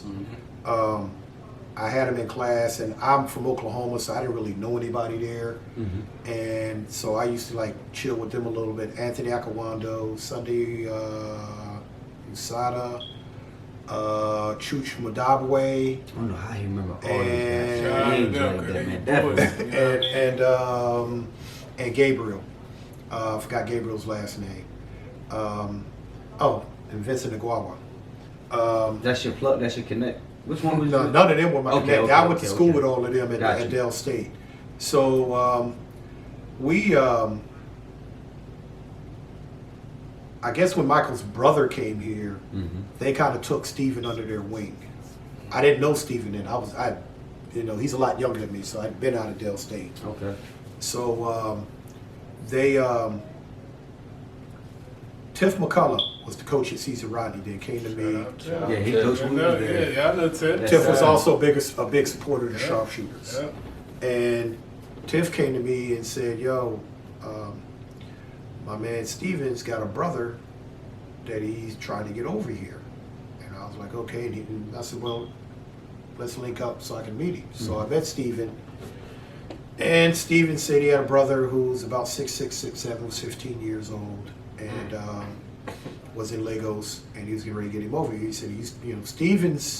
Stephen Eric's dad was the Nigerian national soccer coach. He was a heavy dude. Yeah. Like he's a big time dude. Cause them country soccer, they don't play about the That soccer. was their thing. And he had year-round bodyguards and he had everything. Mm-hmm. So Mike played soccer, but then he grew. He got too tall to play soccer. So I'm about to say, he got them good feet though, probably. So he he still kicked that thing, played with it and all that stuff. Eric could too. Boateng could too. Yes, he could. He used to be Yeah. in there and With the basketball kicking and carrying kicking on. out. Like, man, you're tall. He in there dancing, doing the hills. Because Eric is actually from Ghana, but he Okay. was raised in England. Okay. Got you. So anyway, Mike came here and started off at Caesar Rodney, and wasn't playing much. Then they played Dover, and Tiff put him in, and he had like 15 block shots. And I'm not exaggerating. He had Yeah, probably I actually remember that. Yeah, he had 15 block shots. So they started playing, and the problem was it got complex because when you come over here from another country, you can come a couple of ways. You can come as a, and I explained this to Tiff, you can come as a foreign exchange student, or you come as what they call an I-20 student. And when Tiff introduced me to Steven and he started telling me about Mike, I said, okay, so we got to get him an I-20. So Steven already knew I knew what I was talking about. I-20 is a student visa that you got to go through the Nigerian consulate, the American consulate in Nigeria to get permission to come over here. It can be lengthy. It sounds like it. It can be lengthy and it's not easy to do, and so they have different kind of visas. Mike actually came here on a tourist visa, Got you. which means that you can stay up to 6 months and then you got to go back. Right. So he was in school here. His 6 months was getting ready to run out. The problem with Caesar Rodney is that it's a public school. So because it's a public schools are run by U.S. taxpayer money. Mike is Nigerian, so he's not a U.S. He's not taxpayer. a U.S. taxpayer. So he would have to pay tuition. And so now To go with to private public schools, school. to go to public schools, Damn. it'd have been $15,000 for him to go to Caesar Rodney. It'd have been 15 grand because he's not a taxpayer. Right, true. So now, if you go to private school, that's not U.S. taxpayer money. They charge. Right. So if they don't want to charge you, they don't charge you. So the tough decision came that he had to leave Caesar Rodney because they couldn't get an I-20. I-20 is a form that you fill out to send over, and that gets the whole visa process started. Right. There are certain I-20 is a federal document, so if you're saying that you can do something, you have to do it. Right. If you're saying that the kid comes over here and goes to school for free, then the kid has to be able to come over here and go to school. You got to honor that. Right. Okay. With him not being, they could have said it and they could have did it, but then if some parents start complaining, is why is he going to school free and he's not paying any taxes in my kid? You know what I'm saying? It'd have been a bunch of mess. It comes down to money. Especially if somebody's son got cut, we know where it's going. Exactly. We know where it's Exactly. going. So then I put Mike in a church farm school in Pennsylvania. I put him there in the 10th grade, and he ended up going there. Ended up as a national top 100 kid. Went to Reebok All America camp, and then he went to Temple. The recruiting part, I'll tell you one quick story about that was Mike wanted to go to Temple. George Washington was recruiting him hard. I always like to compare, you know that. I always like to compare schools. I'm like, so you need to go visit GW. You need to go visit. And Mike's brother told him, you need to go visit. And Mike's like, I'm not going. So him and his brother got into it. So they called his dad. It was almost like a Zoom call. And they're going back and forth. So then his dad said, well, what does Coach Coverdale think? And I said, I think you should go visit. So he's like, well, then he's going to visit. So he went and visited GW. I met him there. His brother was in Chicago. Okay. Mike went visited GW and loved it. Was ready to commit. Loved it so much. But the only way that was going to happen is if his brother came, saw the school, and he liked it. Right. And he was in Chicago. So while we're on the visit, this kid from New York, big kid, commits to GW. Says he wants to go there. So the head coach takes me in his office like, look, so-and-so from New York is ready to commit. Right now. So we need Mike to commit. And I know he likes it. I said, he does. But he's not committing until his brother comes and sees the school. He said, come, we can't wait. I said, then he's not coming. Right. I said, because I'm not going against their family. That's real. You know what I'm saying? That's a lot, and like you said, it's a crazy business. Yep.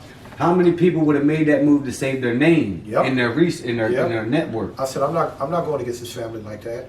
That's big right there, though, Cov. I take my hat to you on that one. I said, so you either, I said, he can be here. I said, today's Sunday.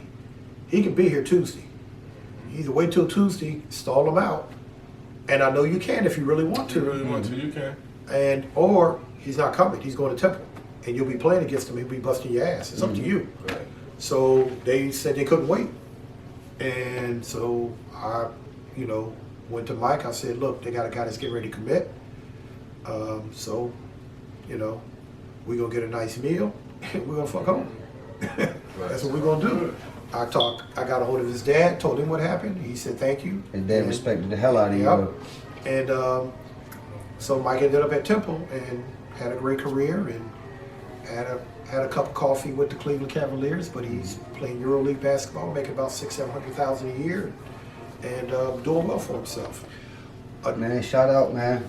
Because I remember we played him in sophomore year. Okay. He was a sophomore, senior year. Just a little bit. Yes, you did. So then I got a contact named Henry Emeka over there who I actually met his dad first, and his dad Dennis Emeka, and I can't even remember how I met him, and I never met him in person. This was all done on the phone, overseas, on WhatsApp and stuff like that.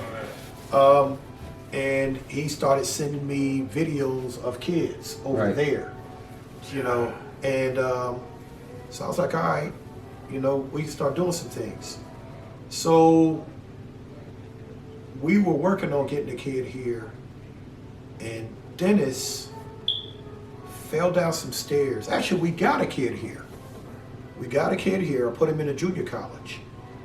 And Dennis died suddenly. Fell down some stairs, hit his head.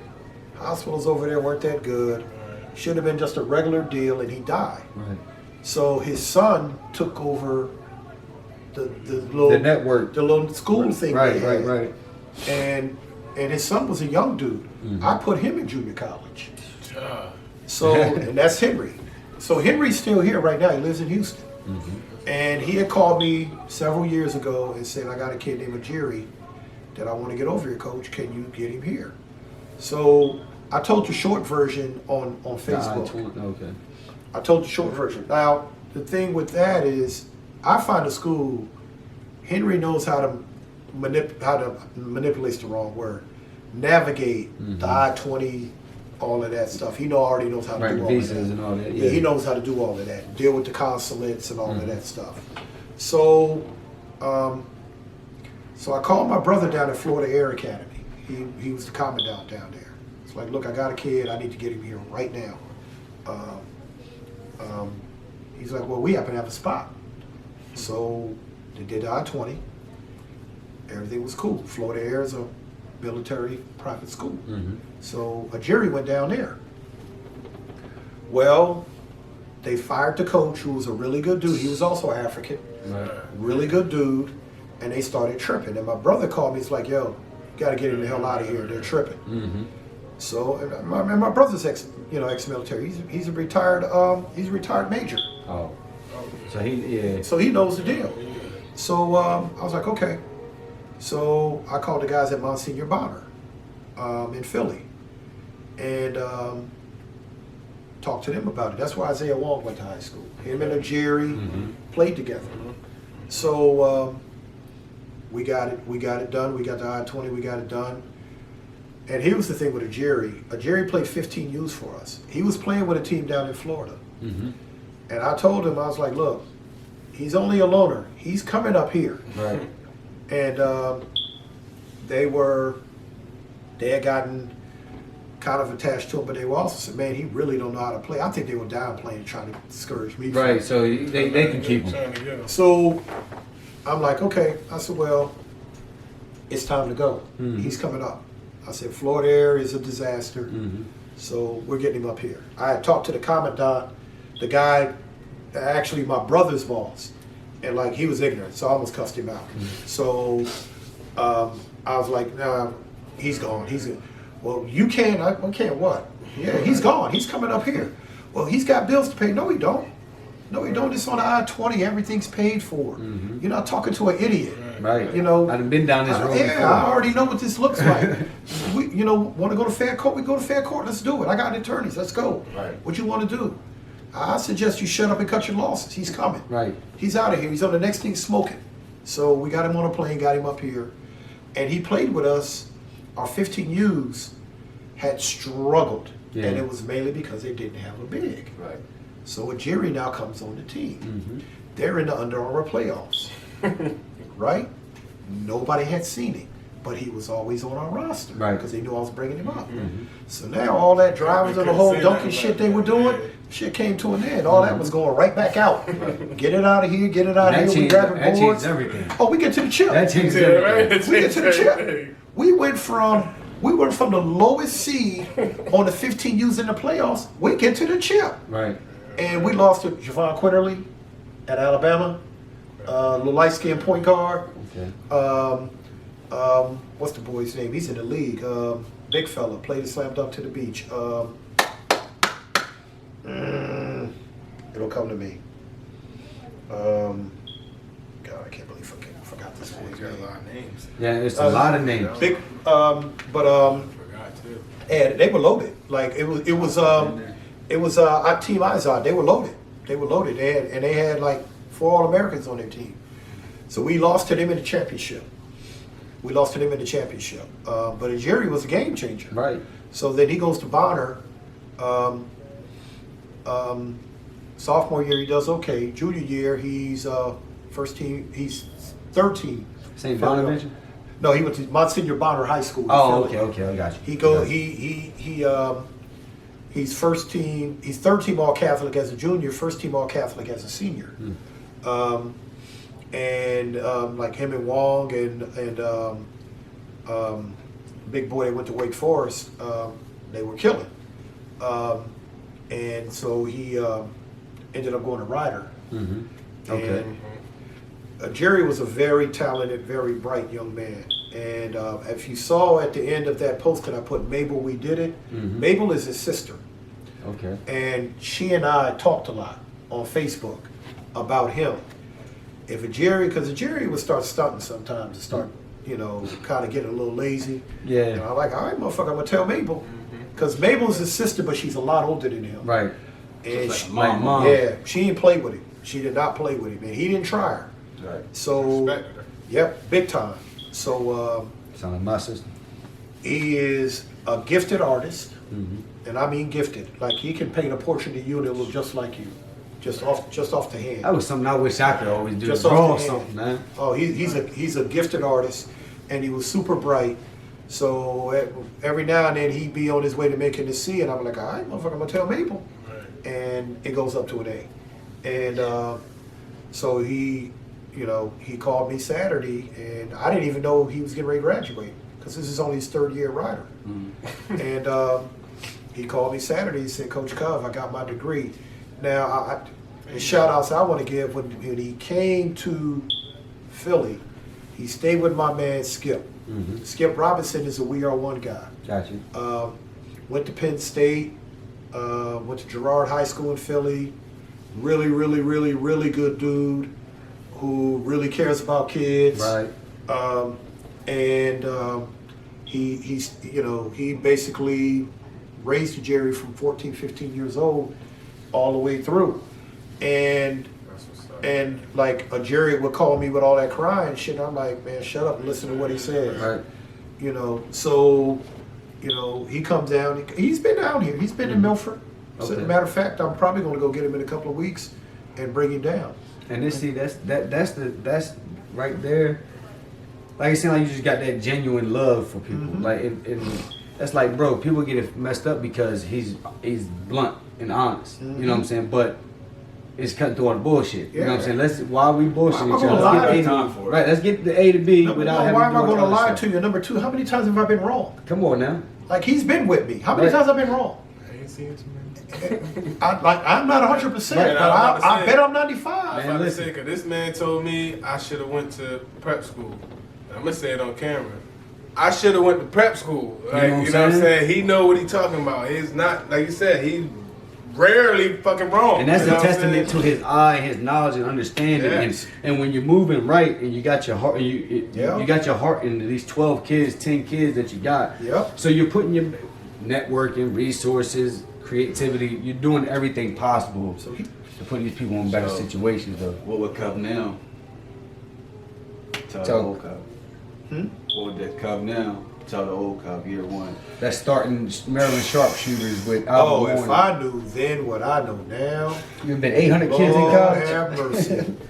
Oh my God. Now, this is the one thing that I fumbled on. I should have had more pros. I fumbled on that. Elaborate on that a little bit before we I get to didn't the end. groom these kids to be pros. I groomed them to go to college. Okay, I see what you're saying. Brian Polk should have been in the NBA, and I'm gonna take some of the blame Hands on that. down. I'm gonna take some of the blame That's on the that. God for me. Janava Weatherspoon probably should have been in the NBA. I didn't groom these guys. My job, and he knows this too. My job was to get them in college.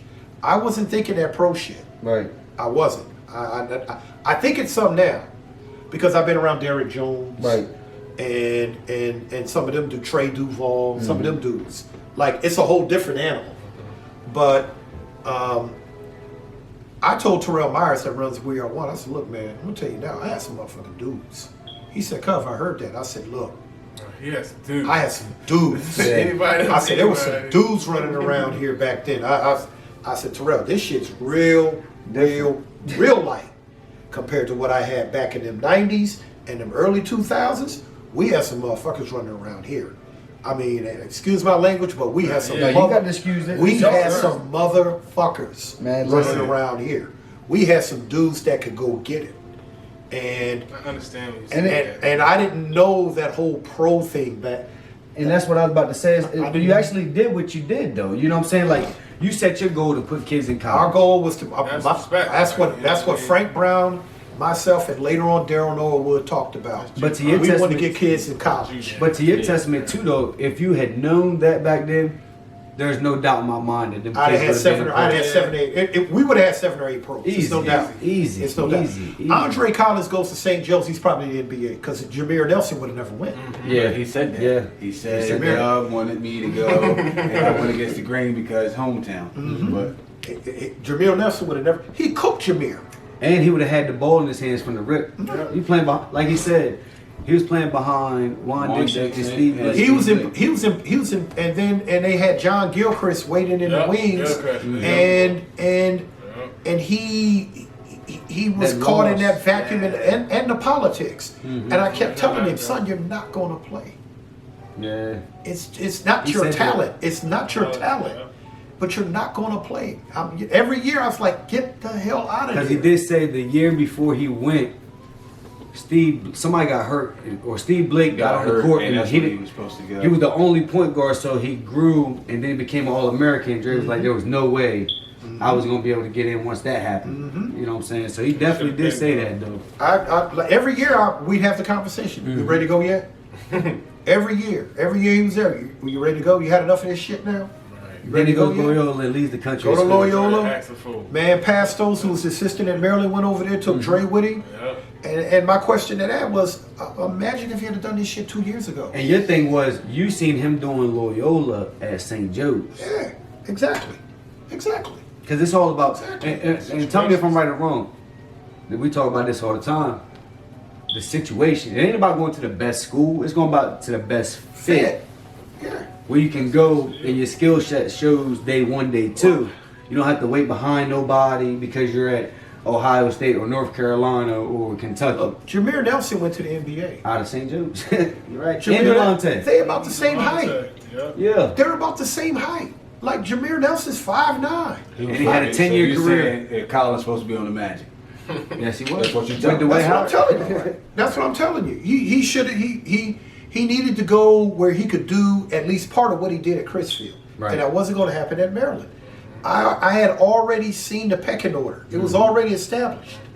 And he wasn't going to crack that. And I told him, you're not going to crack it. And then they get a top 10 guard every year on top of that, so that kind of hurts. Gilchrist played for Boo Williams. They're not going to piss Boo off. They're not going. And that's I'm cool. I got a little bit of weight, but I'm not as heavy as Boo. They got a whole tournament named Boo's after heavy. Boo's heavy. Man, look, Boo done had Allen Iverson, Tony Rutland, J.R. Reed, Joe Smith. So he's from Virginia. Yeah, all them Hampton kids. Yeah. Bruce Smith, the football player. Fuck Mike Vick, all them dudes played for him. He had all them dudes. I'm not that heavy. So nobody's gonna piss off Boo. No, they not. So John Gilchrist was his prize jewel. He's coming to Maryland. You think they're gonna let a 5'8" point guard play in front of him? No. Regardless, you got a ratchet or not. Yeah. Like he'd have to absolutely destroy that kid. And like Dre felt that he could take anybody, and I agreed with him, but I'm like, why are we fighting this fight? Because you do have to have that I can check anybody. Look, I love me some swag. He knows that. I love me some swag. I love me some Drake too. I love me some swag. I like swag. I like guys. I like cockiness. I like shit talkers. Mm-hmm. You know, as long as you can play and talk, you can play for me. Yes, indeed. You can play for me. I wish I would have met you a long time ago. Play, you know. I might not got you 30, but the bitch we playing against ain't getting 30. Hey, look, like you talk like a lot of coaches used to get upset, said I was creating monsters because the kids come back talking all. Look, that's the environment. That's come back down here. This shit here, this ain't nothing. Yeah, you spent two months out of the summer traveling, playing top 100 players. So you know, the pro shit, to answer your question. Yeah. I know the pro thing now. Okay. I know like I got agents now. I got financial advisors now. Like I got strength and conditioning guys now. So you know all the steps. My network is about 99% complete. Right. When I met the Godfather, like George Raveling, George Raveling was a lot of people don't know who he is. George Raveling is still alive. He's probably in his mid 80s. He was a head coach at Southern Cal. George Raveling was from the Philadelphia area, if I'm not mistaken, and I think he did a little coaching at Villanova. But he was a high school coach for a whole bunch of years, and one of his other claim to fame is that he actually holds the original "I Have a Dream" speech that Dr. King wrote. He has it in his possession. That's deep. Good dude, heavy hitter for Nike. He just retired. We had a really, really, really, really good relationship. And that's who I dealt with Nike. Him and a guy named Don Crenshaw. Van Johnson and Ed Myers got me in. George Raveling in with their bosses. Got you. Okay. George started showing me the ropes. And one thing about the travel team world, man, the big boys don't show you how to get big. Right. But I watched. Like, it's gangsters. It's a gangster business. Yeah. Travel team at that level is gangster. Like it's like Myron Piggy, Larry Butler. Myron Piggy ran the Kansas City joint, had a bunch of guys. Larry Butler was Darius Miles and them guys, AAU coach. Jerry Watson over in Columbus, Ohio, all Ohio Red.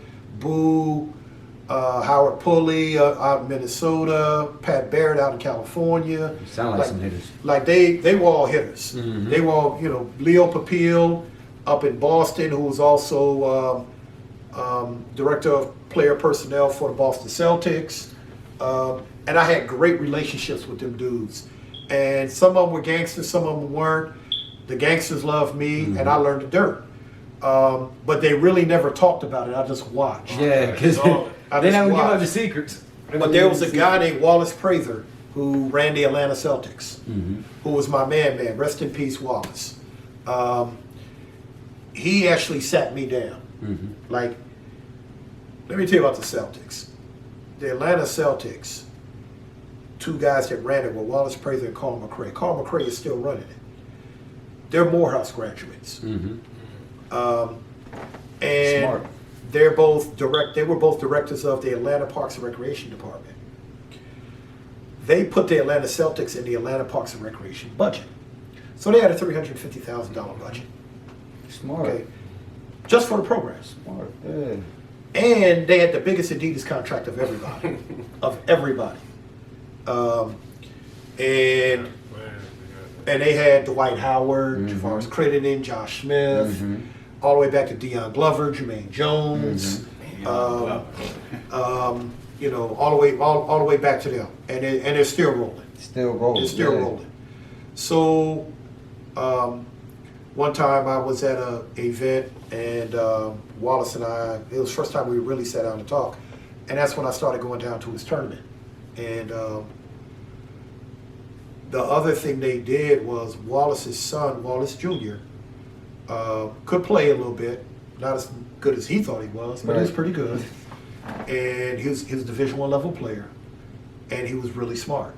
So Wallace put him in Cornell, got a full ride to Cornell. So he played there. Then went to law school, became a lawyer. Then he became an agent. Well, he's an agent with ready-made players because all the Atlanta Celtics came to him. Right to him. So he represented Josh Smith. The only one he didn't get was Dwight Howard. He had all the rest of them dudes. Smart. And he's still getting them. He's still getting them. Smart. They kept it in the family. Yeah. And that was one of the things that I learned. You know, Wallace and I went to an Applebee's. I remember this. We went to Applebee's, sat down for 4 hours and just talked. And he told me everything they were doing. Because I asked, when Sonny Vaccaro, tell you about him in a second, left and went to Reebok, a lot of his soldiers, because we're called soldiers, Right. are us directors. Like, again, this is guerrilla warfare. Yes, it is. It's what it is.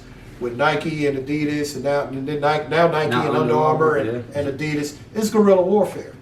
So we were always called soldiers, and that term really came from Sonny.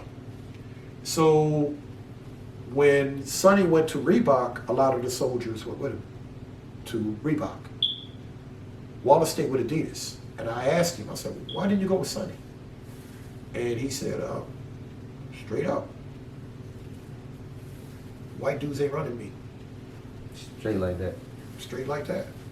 Really? And he said, got enough now where he's like, look, Coverdale, I'm educated. I went to Morehouse. I don't need him. I figured this whole thing out. I don't need it. I don't need Reebok. I got Adidas. They're gonna give me my deal whether he's there or not. And I can still do my own thing. And I'm gonna do my own thing. At that time, he said, my son is getting ready to graduate from Cornell, and he's going to become a certified agent. He's going to represent all our kids. He had already told me that. He already had it planned out. He had already told me that. And I was like, whew, yeah, y'all got it laid out. He's like, yeah. And we still got the budget. He told me about how they got the budget into the Parks and Rec. He told me all of that, like the whole deal. He told me all of it. And I was like, so like anything Adidas makes, the Atlanta Celtics have. Anything. Right. So, and there's still Adidas right now to this day. This was in the 90s when we were talking. Wallace died in the early 2000s. 30 years later. 30 years later. And so, you know, circling that into Sonny, okay, there's Raf, Nike, corporate, camps run real well, run corporate, because you was asking about the difference. Right. Then it's Sonny. Don Corleone, baby. Sonny Godfather. Vaccaro, Godfather. He started the whole thing. He invented the shoe deal. He invented it. Oh, yeah. He invented the coach's shoe deal. He invented the sponsorships. He invented all of that stuff. Sonny discovered Michael Jordan. Okay? Oh, yeah. He discovered Michael Jordan. He's from Pittsburgh. White Italian dude. Good dude. Cool as hell. Smooth as I don't know what. I already know Smooth as I don't know. Got I've flavor. seen him 30 times. I already know who he Got is. flavor for days, and nothing arrogant about him. Rav's a little arrogant. Right. Rav's a little arrogant. Knows he's smart. Blah blah blah. Knows, you know. You met Rav. Sonny's like laid back, hugs everybody. You know, straight Italian dude. Knows this grassroots business. Even now, Sonny's well in his 80s. Knows this thing in and out, and can evaluate the hell out of talent. And I always felt that my gift was the ability to evaluate talent more than anything else. I can tell you if you can play or not. I can tell you, and I'm normally pretty close. Sonny was like that. Sonny. I remember when he, Nike had some dudes that they were pumping. Corleone Young, from Kansas City. Him and Jerron Rush, right. One of the Rush brothers. I remember Sonny saying, Corleone can't play. He's not good. Nike's wasting their money on him. He can't play. He's the wrong one. He's not that good. And guess what? Corleone was a bust. Yes, indeed. He was a bust. Sonny was right. Yes, he was.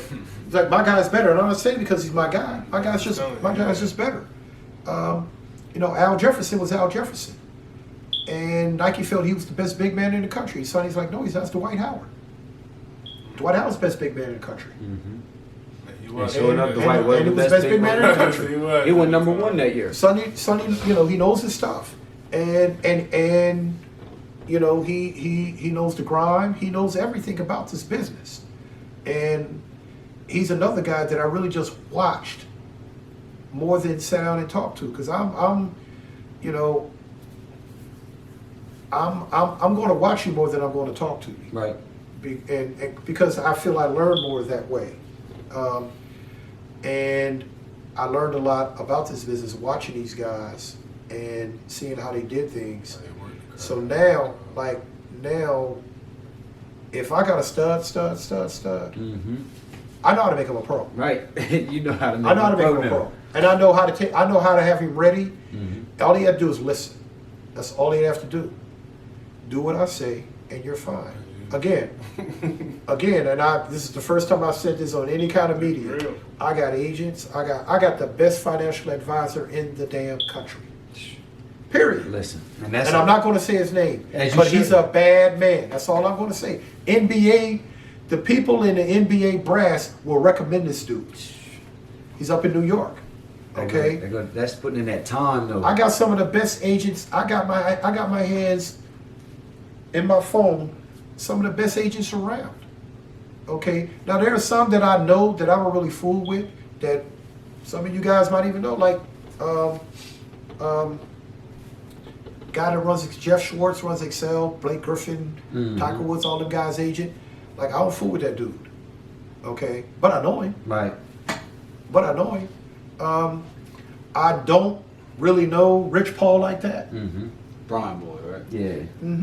I don't really know him like that, but he's a big boy. Okay, there's another firm called Wasserman. Okay, a guy named Arn Tellum, who is now the president of the Detroit. He's president of Detroit Pistons. I heard that name. He was the #1 agent, period. Yes, he was. And you know how he became that? Because him and Sonny were boys. And Sonny sent all the Adidas kids to him. Right. And the soldiers took care of that, and Arn took care of the soldiers, and that's how it worked. And so Arn became, if you saw the show Arliss Michaels on HBO back in the day about the agent, Arn became the super agent. And Bill Duffy, probably the biggest, Rich Paul's past him now, but at that time he was the biggest black agent out of California. Okay. Baron Davis and all of them dudes. I won't mention who my guy is, but and look, it's not. Again, I deal with good dudes.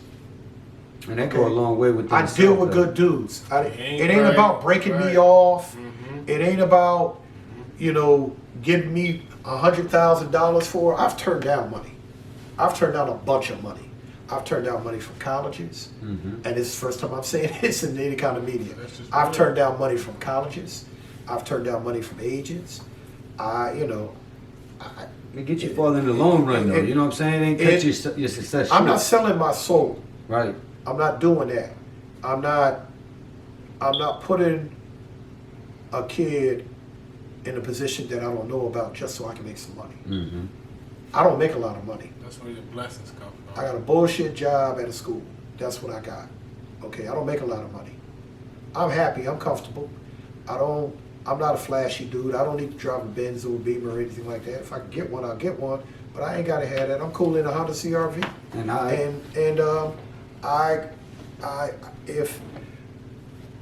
If you're gonna deal with me, I'm very, very protective of my guys. Mm-hmm.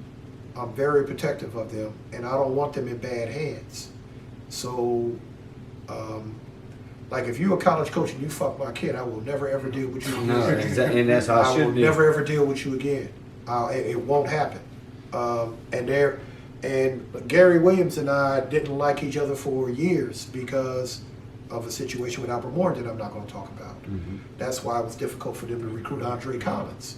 And Aaron, that's why they didn't get Aaron Matthews. There was no way I was going to let Aaron Matthews go to Maryland. After seeing the After two that bullshit he situations. did. There was no way I was going to let him do that. Right. So I just like being around good dudes. I feel like I'm a good dude. I feel like I care about my kids. I'm very protective of them. Definitely. Like, he's 30-something years old, but he's still my kid. Mm-hmm. And so if he called me today and said, I'm dealing with so-and-so and he's an asshole, I'm going to tell him he's an asshole, don't deal with him. Right. You know, and I've told Dre Collins that with some guys that he's been, no, you need to step away from that because, you know, if I don't know, I'm going to find out because I know enough people. But that's how I roll. That's you know what I just wish I knew more back then because there are probably 8 to 10 guys that would have been playing NBA if I knew what I knew. And it just I think in this business we need more people with principles and that's gonna protect their kid because like just listening to the story that you gave us today, it's a lot of jewels you got in there. It's a lot of principles that you got in there. It's a lot of good stories about some good legends that you got in there. But no matter what, from the first sharpshooter to now we are one, you're not bending, and that's all that.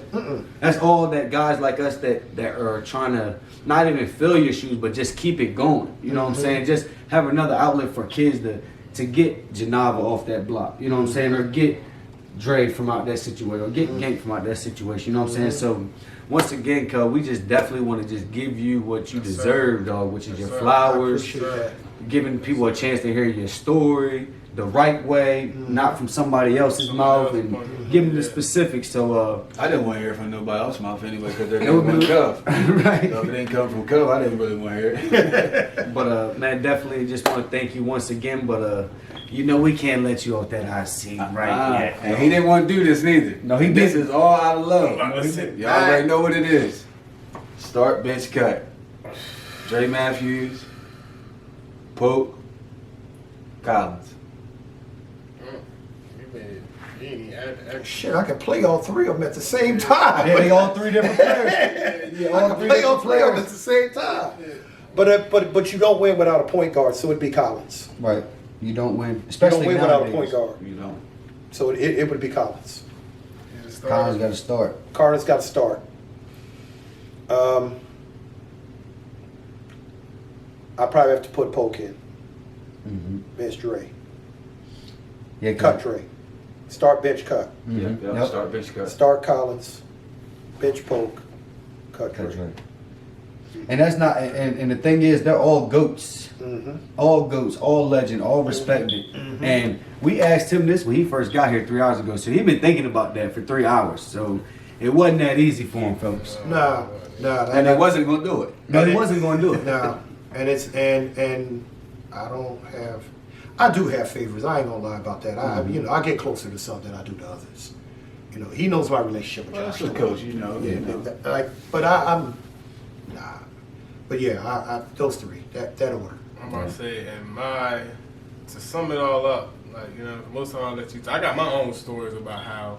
Well, he's coming back on the show. We're gonna definitely lock in because he got all the jewels, man. You really a great dude, man. You put a lot of kids in school, whether it's off the street, and you built relationships with people all over the country. And not only your players, we all still have relationships. Like we all still cool with each other, and Try to do a sharpshooter reunion. I'm down for it. Yeah, I mean that. Me and Frank were planning that, and then COVID hit. We're planning. I'll let you know. We're going to do a sharpshooter reunion. And Feel Good Media will be in the building recording, because that's going to be one for the ages. A lot of legends in that building. We're doing that. We're definitely doing that. But Cub, definitely, my guy. Nice to meet you personally, face to face, man. Like Smoke said, great dude. We definitely need you out here, man. Folks, thanks for joining us on season 2 of Free Game, man, and the legend Cub in the building. Appreciate your time. Shout out Feel Good Media, our camera guy, Weezy F. Till next time. Peace. Chill. Peace. Shout out to Feel Good Media. Up next, the usual suspects.